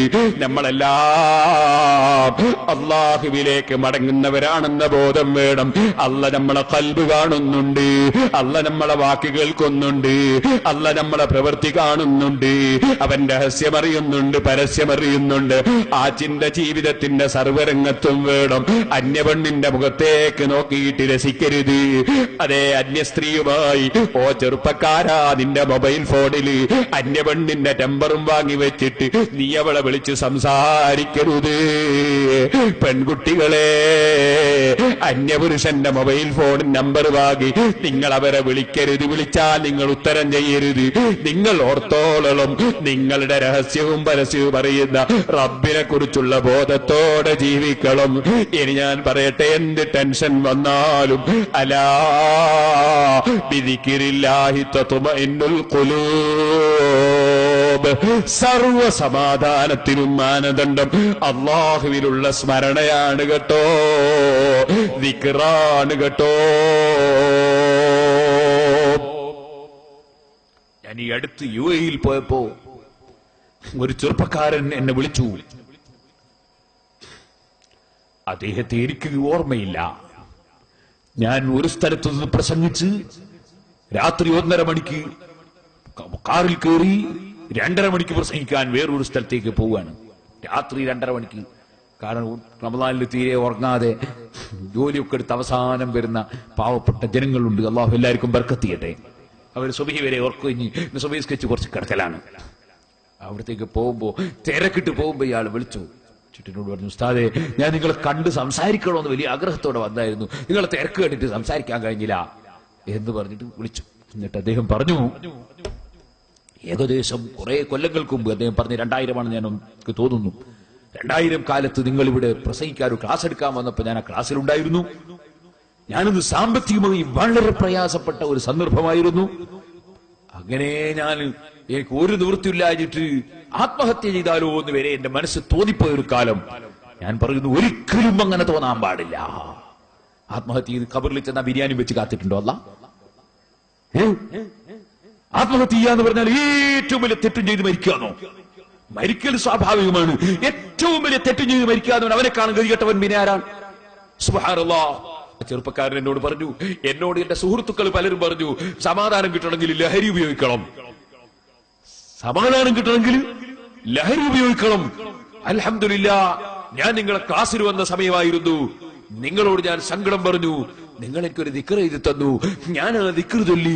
അൽഹംദുലില്ലാഹ്, ഇന്ന് എനിക്ക് ധാരാളം ബിസിനസ് ഉണ്ട്, നല്ല പുരോഗതിയുണ്ട്, എനിക്കിപ്പോ ഒരു പ്രശ്നവും ഇല്ലാതെ. ദിക്ർ അത് വലിയ മഹത്വമുള്ളതാണ്. അൽഹംദുലില്ലാഹ്. ഞാൻ അയാൾ ഇങ്ങനെ പറഞ്ഞപ്പോ ഞാനതൊക്കെ കേട്ട് അവസാനം ഞാൻ പറഞ്ഞു, ഏതായാലും അള്ളാഹു നിങ്ങൾക്ക് പുരോഗതി തന്നിട്ടുണ്ടെങ്കിൽ എനിക്കറിയില്ല, നിങ്ങളെ അറിയില്ല, നിങ്ങളെ കഴിവ് എനിക്കറിയില്ല. സിറാജുൽ ഹുദക്ക് 20ാം വാർഷിക സമ്മേളനമുണ്ട്. സമ്മേളനത്തോടനുബന്ധിച്ച് സിറാജുൽ ഹുദക്ക് എന്തെങ്കിലും സ്ഥിരം വരുമാനം ഉണ്ടാക്കണമെന്ന് ആഗ്രഹമുണ്ട്. കുറച്ചെങ്കിലും 20 ലക്ഷം റുപ്യോളം വേണം മാസത്തിൽ ചെലവ് ചെയ്യണമെങ്കിൽ സിറാജുൽ ഹുദക്ക്. സിറാജുൽ ഹുദ കാണണമെങ്കിൽ ഒരു ദിവസം മെനക്കെട്ടാ പോരെ, കുറെ ദിവസം വരണം, എന്നാലേ സിറാജുൽ ഹുദ തീർത്തും കാണുള്ളൂ. ഒരു സ്ഥലത്ത് മാത്രമല്ല, സിറാജുൽ ഹുദ ചരിത്രവും വർത്തമാനവും എന്ന CD-യിൽ സ്ഥാപനങ്ങളൊക്കെ കൊടുത്തിട്ടുണ്ട്. സഹോദരന്മാരെ, ഞാൻ പറഞ്ഞു വന്നത് 20 ലക്ഷം റുപ്യോളം ചെലവിന് വേണം. അപ്പൊ ഈ സമ്മേളനത്തോടനുബന്ധിച്ച് ഒരു 10 കോടി റുപ്യ സംഭരിച്ചിട്ട് ഒരു സ്ഥിര വരുമാനത്തിന് എന്തെങ്കിലും ചെയ്യണം എന്ന് മനസ്സിലാക്കി. 10 കോടി റുപ്യക്ക് ഇന്നത്തെ കണക്കിന് 5 ലക്ഷം റുപ്യ മാസം ശമ്പളം വരുമാനം കിട്ടുള്ളൂ. എന്നാൽ അതാണെങ്കിൽ അതാകട്ടെ എന്ന് വിചാരിച്ചു. അൽഹംദുലില്ലാഹ്, സ്ഥാപനത്തിൽ അല്ലാഹു ബർക്കത്ത് തന്നിട്ടുണ്ട്. ഇവിടെ വന്നപ്പോൾ തന്നെ കുറെ ആൾ നേർച്ച തന്നു, നേർച്ച കിട്ടുന്നുണ്ട്. നാദാപുരത്തൊരു മൗലവി വന്നിരുന്നു. മൂപ്പര് എനിക്കാരെങ്കിലും നേർച്ച കൊണ്ടെത്താൻ ഞാൻ കീശയിലിടാൻ പറയുന്നത് ഭാര്യമായിട്ട് എടുത്ത് പിടിച്ചിങ്ങനെ കാണിച്ചു കൊടുത്തു മനുഷ്യന്മാർക്ക്. അൽഹംദുലില്ലാഹ്. അപ്പൊ ഞാനതിനെ സംബന്ധിച്ച് വിശദീകരിച്ചു. അയാൾ 7 വരുത്ത് നാദാപുരത്ത് വന്നു.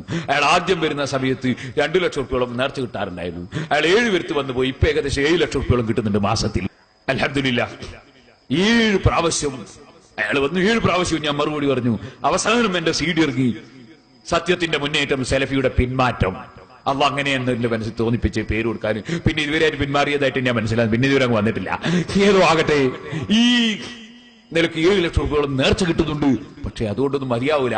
അതുകൊണ്ട് ഞാൻ കുറ്റ്യാടിയിൽ 3.5 ലക്ഷം ഉറുപ്പിക മാത്രം ഒരു സെന്റിന് വിലയുള്ള 70 സെന്റ് സ്ഥലം എടുത്തിട്ടുണ്ട് എന്ന് പറഞ്ഞു. 3.5 ലക്ഷം റുപ്യ മാത്രമെന്ന് ഞാൻ മനഃപൂർവ്വം പറഞ്ഞതാ. കാരണം അത് ഇപ്പൊ വിൽക്കുകയാണെങ്കിൽ 10 ലക്ഷം കിട്ടും ഒരു സെന്റിന്. അത്രയും നല്ല ടൗണിന്റെ സെന്ററിലാണ്, എടുക്കാൻ ആളുണ്ട്. പക്ഷെ നമ്മൾ വിൽക്കാൻ വേണ്ടിയല്ല ഉദ്ദേശിച്ചത്. അങ്ങനെ അതിന് 1 സെന്റ് നിങ്ങൾക്ക് കഴുകി തരണോ തരണം. അൽഹംദുലില്ലാഹ്, അയാൾ 1 സെന്റ് തരാനും പറഞ്ഞു. അതാ തരാൻ തൗഫീഖ് ചെയ്യട്ടെ. ഞാൻ പറഞ്ഞു വന്നത്, കള്ളു കുടിക്കണമെന്ന് ഉപദേശിക്കുന്ന മനുഷ്യന്മാര് ഇതിന് സമാധാനത്തിന് നല്ല സമാധാന, കള്ളു കുടിച്ചിട്ട് സമാധാനം. അലാ ബിദിക്രില്ലാഹി തത്മഇന്നുൽ ഖുലൂബ്, സമാധാനം അല്ലാഹുവിനെ സ്മരിക്കുന്നതിലാണ്. അതിനപ്പുറം സമാധാനമില്ല.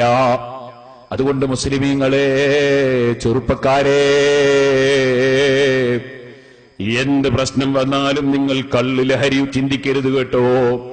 ജീവിതത്തിൽ ആരെങ്കിലും ദുർബല നിമിഷത്തിൽ വല്ല തെറ്റും വന്നവരുണ്ടെങ്കിൽ അള്ളാഹു നമുക്കെല്ലാവർക്കും പുറത്തു തരുമാറാകട്ടെ. ഒരു ഹദീസും കൂടി പറഞ്ഞ് ഞാൻ എന്റെ പ്രസംഗം നിർത്തട്ടെ. എന്റെ ചെറുപ്പക്കാരൊക്കെ എഴുന്നേറ്റ് നിൽക്കണം. ദൂരെ നിൽക്കുന്ന മോമിനീങ്ങളൊക്കെ മജ്‌ലിസിലേക്ക് ഇറങ്ങി വരണം. നമുക്ക് അള്ളാഹുവിനോട് ദുആ ചെയ്ത് പിരിയണം. നബി സല്ലല്ലാഹു അലൈഹി വസല്ലം തങ്ങളുടെ സമീപത്ത് അതാ വരുന്നു ഒരാള്, യമൻകാരനാണ്. അദ്ദേഹം വന്നിട്ട് നബി സല്ലല്ലാഹു അലൈഹി വസല്ലം തങ്ങളോട് പറയുന്നു, മുന്നോട്ട് അടുക്കണ്ട, പിന്നൊന്ന് കുറച്ച് കസേരങ്ങ് മാറ്റിക്കല്ല മതി. നബി സല്ലല്ലാഹു അലൈഹി വസല്ലം തങ്ങളോട് പറയുന്നു, ഓ നബിയേ, യമനിൽ ഞങ്ങളിൽപ്പെട്ട പലരും കുടിക്കുന്ന ഒരു പാനീയമുണ്ട്. ആ പാനീയം കള്ളല്ല, ഖംറല്ല, കള്ളല്ല, കുടിക്കുന്നൊരു വെള്ളമുണ്ട്. ഉടനെ തന്നെ നബി തങ്ങളുടെ ചോദ്യം, അവ മുസ്കിറുൻ ഹുവ, അത് ലഹരി ഉണ്ടാക്കുന്നതാണോ? ലഹരി ഉണ്ടാക്കുന്നതാണോ? ഖാല നഅം, അതെ. ഉടനെ തന്നെ നബി സല്ലല്ലാഹു അലൈഹി വസല്ലം തങ്ങളുടെ മറുപടി, ലഹരി ഉണ്ടാക്കുന്നതെല്ലാം ഹറാം തന്നെ, ലഹരി ഉണ്ടാക്കുന്നതെല്ലാം കള്ള് തന്നെ.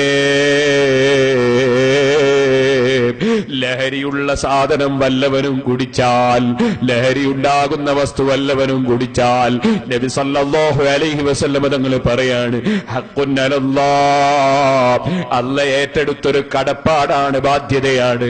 അല്ലാഹ് ആരോടും കടപ്പാടില്ല, പക്ഷെ അല്ലാഹ് ചില കാര്യം സ്വന്തം ഏറ്റെടുക്കലുണ്ട്. അല്ലാഹ് ഏറ്റെടുത്തൊരു സംഗതിയാണ്, അയ്യസ്ഖിയഹു മിൻ തീനത്തുൽ ഖബാൽ, ലഹരി കുടിക്കുന്നവനെ അല്ലാഹ് തീനത്തുൽ ഖബാൽ കുടിപ്പിക്കും. നബി സല്ലല്ലാഹു അലൈഹി വസല്ലം തങ്ങൾ ഇത് പറഞ്ഞപ്പോ സഹാബത്ത് ചോദിക്കുന്നു, അമാ തീനത്തുൽ ഖബാൽ യാ റസൂലല്ലാഹ്, തീനത്തുൽ ഖബാൽ എന്ന് പറഞ്ഞാൽ എന്താണ് നബിയേ? നബി സല്ലല്ലാഹു അലൈഹി വസല്ലം തങ്ങളുടെ മറുപടി, അറഖു അഹ്ലിന്നാർ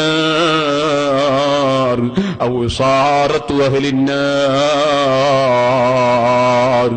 നരകക്കാരെ ശരീരത്തിൽ നൊലിക്കുന്ന നീര്, ചലം, നരകക്കാരെ ശരീരത്തിൽ നൊലിക്കുന്ന നീരും ചലവും, അതാണ് തീനത്തുൽ ഖബാൽ. ഓ മുസ്ലിമീങ്ങളെ, ഓ മുസ്ലിം ചെറുപ്പക്കാരെ, അള്ളാഹുവിന്റെ ഹബീബായ നബി സല്ലല്ലാഹു അലൈഹി വസല്ലം തങ്ങൾ പറഞ്ഞ ആ വാക്ക് നിങ്ങൾ ചിന്തിച്ചോ? ആരാണ് നരകക്കാരെന്ന് പറയുന്നത്? അബൂജഹൽ നരകക്കാരനാണ്, ഉത്ബത്ത് നരകക്കാരനാണ്, ഫിറഔൻ നരകക്കാരനാണ്, നമ്രൂദ് നരകക്കാരനാണ്. അവരൊക്കെ അമ്പിയാക്കളെ പ്രതിപക്ഷത്തുള്ളവരാണ്. അമ്പിയാക്കളുടെയും ഔലിയാക്കളുടെയും ശത്രുക്കളല്ലേ നരകക്കാരെന്ന് പറയുന്നത്? ഫിറഔൻ അല്ലാഹുവിന് പകരം ഞാൻ റബ്ബാണെന്ന് വാദിച്ച ധിക്കാരിയാണ്. പിഞ്ചുമക്കളെ കൊന്നൊടുക്കിയ അക്രമിയാണ്. നമ്രൂദ് എന്ന് പറയുന്നത് ഇബ്രാഹിം നബി അലൈഹിസ്സലാമിനെ തീയിലിട്ട ധിക്കാരിയാണ്. അതേ അബൂജഹൽ എന്ന് പറയുന്നത് അല്ലാഹുവിന്റെ റസൂൽ സല്ലല്ലാഹു അലൈഹി വസല്ലം തങ്ങളെ എല്ലാ നിലക്കും ശല്യം ചെയ്ത വ്യക്തിയാണ്. അറിയാമല്ലോ, ഈ മനുഷ്യന്മാര് നരകക്കാരല്ലേ? ആ നരകക്കാരെ ശരീരത്തിൽ ഒലിക്കുന്ന നീരും ചലവും നിങ്ങളതിന്റെ ഗൗരവം ചിന്തിച്ചിട്ടുണ്ടോ മുസ്ലിമീങ്ങളെ? നിങ്ങൾ നോക്കൂ, ഈ ഭൂമിയിലുള്ള തീ, ഈ ഭൂമിയിലുള്ള തീന്റെ 70 ഇരട്ടി ചൂടാണ് ജഹന്നമിന്റെ തീ. ഇവിടെയുള്ള തീ കൊണ്ട് തിളച്ചു മറിയുന്ന ചൂടുവെള്ളം ശരീരത്തിൽ ഒഴിഞ്ഞു പോയാൽ തന്നെ ശരീരം പൊക്കിള പൊങ്ങി, ശരീരത്തിൽ നീരൊലിച്ചു, ചലമൊലിച്ചു.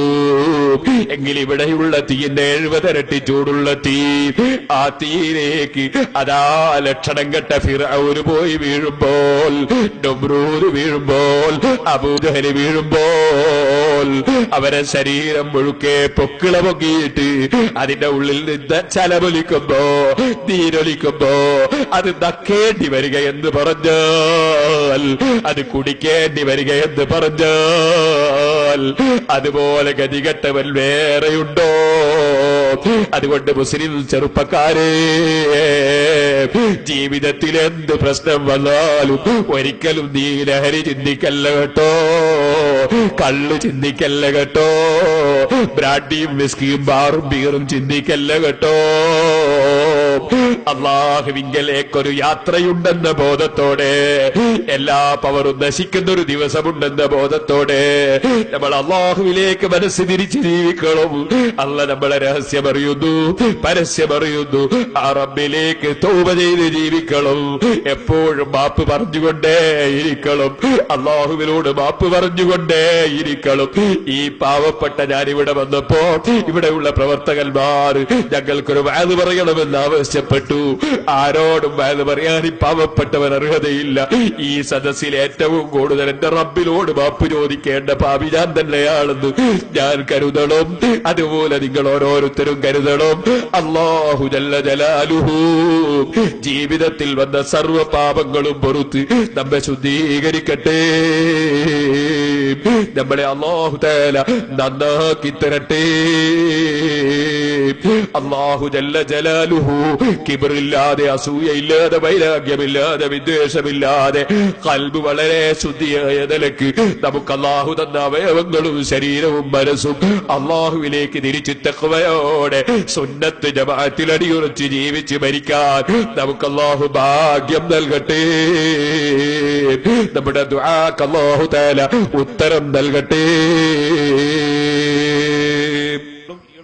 ഇവിടെ മദ്രസ നടത്തുന്നു, മറ്റ് ദീനീ പ്രവർത്തനങ്ങൾ നടത്തുന്നു. അതോടുകൂടെ ഈ പരിപാടിക്കും നല്ല ചെലവുകളുണ്ടാകും. നിങ്ങൾക്ക് നല്ല സംഭാവനകൾ തരണം. അല്ലാഹു നമ്മുടെ മജ്ലിസ് ദുആക്ക് ഇജാബത്തുള്ള മജ്ലിസായി ഖബൂൽ ചെയ്യുമാറാകട്ടെ. നിങ്ങളോട് എല്ലാവരോടും ഞാൻ പറയുന്നു, കുറ്റ്യാടി സിറാജുൽ ഹുദ അതൊരു അത്ഭുതകരമായ സ്ഥാപനമാണ്. അതിന്റെ തുടക്കം മുതലേ അത്ഭുതമാണ്, ഇന്നും അത് അത്ഭുതമാണ്.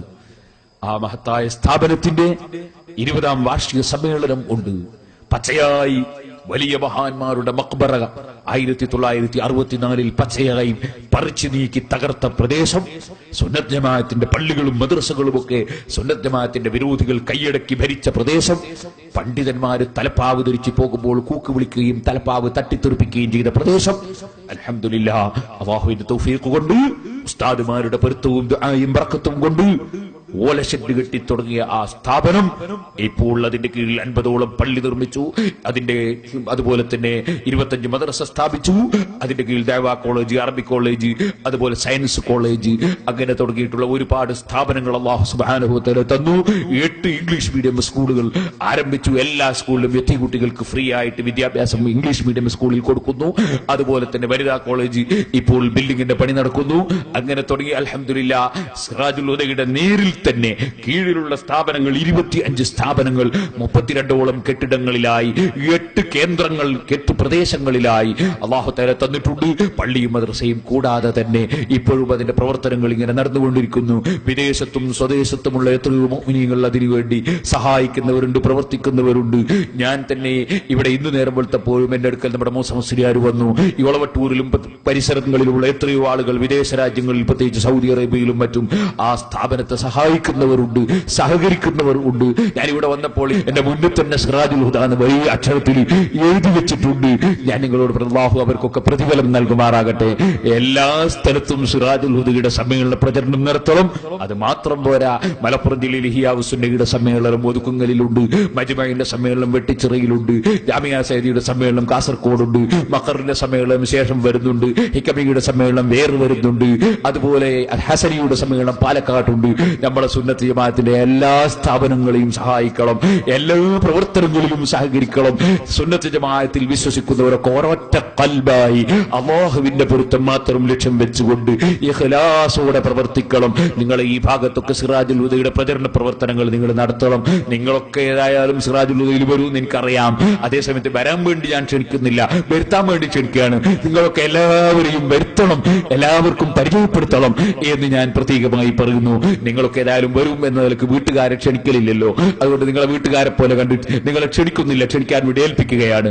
അല്ലാഹു ജല്ല ജലാലുഹു നമ്മുടെ പ്രവർത്തനങ്ങളെല്ലാം സാലിഹായ അമലായി സ്വീകരിക്കുമാറാകട്ടെ. നബി സല്ലല്ലാഹു അലൈഹി വസല്ലം തങ്ങളുടെ പേരിൽ സ്വലാത്ത് ചൊല്ലണം, ദിക്ർ ചൊല്ലണം, ദുആ ചെയ്യണം. അല്ലാഹു നമ്മുടെ മജ്ലിസ് ദുആക്ക് ഉത്തരമുള്ള മജ്ലിസായി നമ്മെ ഖബൂൽ ചെയ്യുമാറാകട്ടെ. എല്ലാവരും നല്ല സംഭാവന കൊണ്ടുവരണം. നബി സല്ലല്ലാഹു അലൈഹി വസല്ലം പിരിവെടുത്തിട്ട് എന്നെ ദീൻ നടത്തി. ഉഹദ് പർവ്വതം സിറാജുൽ ഹുദയിലെ മായിച്ചോളാം. ഇപ്പൊ ഇവിടത്തേക്ക് സംഭാവന വയ്ക്കുകയാണ്. സിറാജുൽ ഹുദയിലേക്ക് നേർച്ചയാക്കിയത് സിറാജുൽ ഹുദ തന്നെ കൊടുക്കണം. അതിവിടെ കൊടുത്താൽ മതിയാവില്ല, അത് നിങ്ങൾ ഞാൻ കൊടുത്തോളും. അതേ സമയത്ത് ഇവിടത്തേക്ക് എല്ലാവരും സംഭാവന തരണം. നബി സല്ലല്ലാഹു അലൈഹി വസല്ലം തങ്ങളുടെ അടുക്കൽ ഉഹുദ് പർവ്വതം വന്ന് ഞങ്ങൾ പൊന്നായി തട്ടെ ചോദിച്ചു. വേണ്ടാറ്. എന്നിട്ട് പിന്നെ പാവപ്പെട്ട സഹാബത്തിനോട് കൊണ്ടിരുന്നതിന് പിരിവെടുത്തു. എല്ലാ സഹാബികളും പിരിവെടുത്തിട്ട് ദീനുൽ ഇസ്ലാം നടത്തി. എന്റെ ഈ ഉഹുദ് പർവ്വതം വന്ന് പൊന്നായി തരാറും ആയിക്കോട്ടെ തന്നെ പോരെ. ഹേയ്, അത് റസൂലുള്ളാഹിക്ക് കഴിയും, എന്നെ പോലെ തന്നെ കഴിയൂല.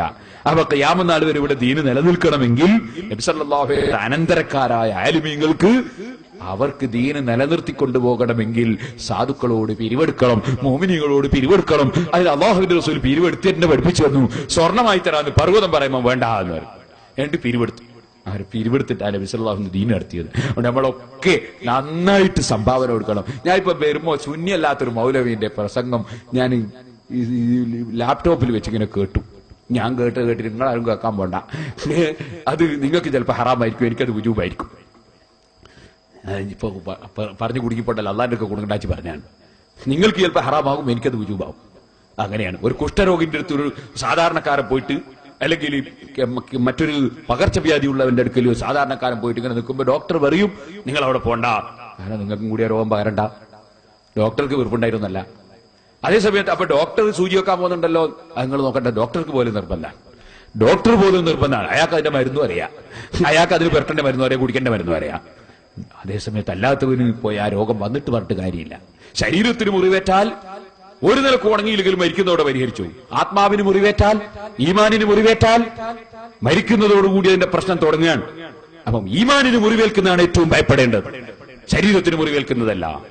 ഉറുമി വീശുന്ന സ്ഥലത്ത് നിങ്ങൾ ആരും നിൽക്കൂല, മാറിക്കളിയും. തട്ടിപ്പോകുന്നു പേടിച്ചിട്ടാ, ശരീരത്തിന് മുറിയുമെന്ന് പേടിച്ചിട്ടാ. എന്നാൽ സുന്നത്തിമാത്തിനെതിരായ ആശയം പറയുന്ന സ്ഥലത്ത് ഒരിക്കലും പോയി നിൽക്കാൻ പാടില്ല. കാരണം അത് ഈമാനിന് മുറിവേൽക്കുന്ന ആയുധമാണ് അവിടെ പ്രയോഗിക്കുന്നത്. ഒരിക്കലും പോയി നിൽക്കാൻ പാടില്ല. ഈമാൻ ഏറ്റവും വില പിടിച്ചതാ. ആ ബോധം നമുക്കുണ്ടാകണം. ഇപ്പൊ ഞാൻ പറഞ്ഞ് കേട്ടുകൊണ്ടിരിക്കുമ്പോ ഒരു മൗലവി എന്നെ പരിഹസിച്ചിട്ട് പറയാ, നമ്മുടെ പിരിവ് വീരൻ എന്നെ കൊണ്ട് പറയാണ്, പിരിവ് വീരൻ പേരോട് അബ്ദുറഹ്മാൻ സഖാഫി, അയാൾ പിരിവെടുക്കുന്നു, ആളുകളോട് പിരിവെടുക്കുന്നു. പിരിവെടുത്തിട്ടാണ് നബി സല്ലല്ലാഹു അലൈഹി വസല്ലം ദീൻ നടത്തിയത്. പരിശുദ്ധ ഖുർആനിൽ അല്ലാഹു പറഞ്ഞു, ലാ ഖൈറ ഫീ കസീരിൻ മിൻ നജ്വാഹും ഇല്ലാ മൻ അമറ ബിസ്സദഖ. അധികം ആളുകളുടെ സംസാരത്തിലും ഖൈറില്ല. ഖൈറുള്ള സംസാരം ഇല്ലാ മൻ അമറ ബിസ്സദഖ, ധർമ്മം ചെയ്യാൻ വേണ്ടി കൽപ്പിക്കുന്ന സംസാരമാണ്, ധർമ്മം ചെയ്യാൻ വേണ്ടി നിർദ്ദേശിക്കുന്ന സംസാരമാണ് ഏറ്റവും ഖൈറായ സംസാരം. പരിശുദ്ധ ഖുർആൻ എന്ന് പറഞ്ഞാൽ പോരാ, ഖുർആൻ എന്താ ഉള്ളത് മനസ്സിലാക്കണം. ലാ ഖൈറ ഫീ കസീരിൻ മിൻ നജ്വാഹും ഇല്ലാ മൻ അമറ ബിസ്സദഖ ഔ മഅറൂഫ്, നല്ല കാര്യം കൽപ്പിക്കുന്ന സംസാരം, ഔ ഇസ്ലാഹി ബൈനന്നാസ്, ജനങ്ങളെ പരസ്പരം യോജിപ്പിക്കുന്ന സംസാരം, തമ്മിലടുപ്പിക്കുന്ന സംസാരമല്ല. അതാണ് ഏറ്റവും ഖൈറായ സംസാരം എന്നാണ് പരിശുദ്ധ ഖുർആൻ പറഞ്ഞത്. അല്ലാഹു ജല്ല ജലാലുഹു നമുക്ക് ഹിദായത്തിന്റെ വെളിച്ചം ഏറ്റി തരുമാറാകട്ടെ, ഈമാൻ വർദ്ധിപ്പിച്ചു തരുമാറാകട്ടെ, തഖ്വയോടെ ജീവിച്ച് മരിക്കാനുള്ള ഭാഗ്യം നൽകുമാറാകട്ടെ. എല്ലാവരും മരിച്ചുപോയവരുടെ പേരിൽ ദിക്ർ ചൊല്ലണം. ഒരുപാട് ആളുകൾ മരിച്ചുപോയി. എത്രയോ ആൾ. ഇന്ന് ഞാൻ മരിച്ച ഒരു വീട്ടിൽ പോയി. അതുപോലെ തന്നെ ഇന്നലെ പോയിട്ടുണ്ട്, മിഞ്ഞാന്ന് പോയിട്ടുണ്ട്. മരിച്ച് എത്ര ആളാ മരിച്ചത്? നമ്മളെ കൂട്ടത്തിൽ ജമലുൽ തങ്ങൾ മരണപ്പെട്ടു പോയി, CK ഉസ്താദ് ഈ അടുത്ത് മരിച്ചുപോയി, KT ഉസ്താദ് മരിച്ചുപോയി, സയ്യിദ് മുഹമ്മദ് അലി ശിഹാബ് തങ്ങൾ മരണപ്പെട്ടു പോയി. അങ്ങനെ എത്ര തങ്ങന്മാരും ആലിമീങ്ങളും ഒക്കെ മരിച്ചുപോയി. അള്ളാഹു എല്ലാവരുടെ ഖബറിനെയും സന്തോഷത്തിലാക്കട്ടെ. നല്ല കാര്യം ചെയ്തവർക്ക് എപ്പോഴും നന്ദി വേണം. നല്ല കാര്യം ചെയ്തവരോട് എപ്പോഴും നന്ദി വേണം. സിറാജുൽ ഹുദക്ക് 7 ലക്ഷം റുപ്യ ഒരു അറബി തരാമെന്ന് വേണം. അയാൾ നിബന്ധന വെച്ചു, ശിഹാബ് തങ്ങളെ കത്ത് വേണം. എപ്പോ? ഇന്നും ഇന്നലെന്നല്ല, ഒരു 12-13 കൊല്ലം മുമ്പാ. സംഘടനയിൽ വലിയ രൂക്ഷമായ പോരാട്ടം നടക്കുന്ന സമയം.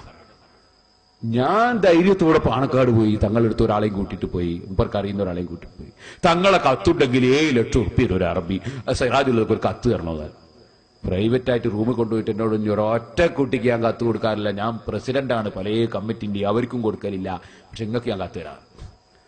സിറാജുൽ അപ്പൊ തന്നെ കത്തെഴുതി തന്നു. എന്നോട് ആരോടും പറയരുത് കേട്ടോ എന്ന്. ഞാനതുകൊണ്ട് ആരോടും പറഞ്ഞില്ല. വഫാത്തായപ്പോ പറഞ്ഞു. കാരണം അത് ആരോടും പറയരുത് തന്നെ. എന്താ പിറ്റേന്ന് നോക്ക് കത്തിന് ആളുകൾ ഇങ്ങനെ ക്യൂ നിൽക്കും. ഇനിയിപ്പം കത്തിന് ആരും അങ്ങ് പോകില്ലല്ലോ, ആരോ വരും മക്കബറിന്റെ അടുത്ത് പോകും ആരെങ്കിലും കത്തിന്. അതുകൊണ്ട് എനിക്ക് പറഞ്ഞാൽ കുഴപ്പമില്ലാന്ന് എനിക്കറിയാം, അതുകൊണ്ട് പറഞ്ഞതാണ്.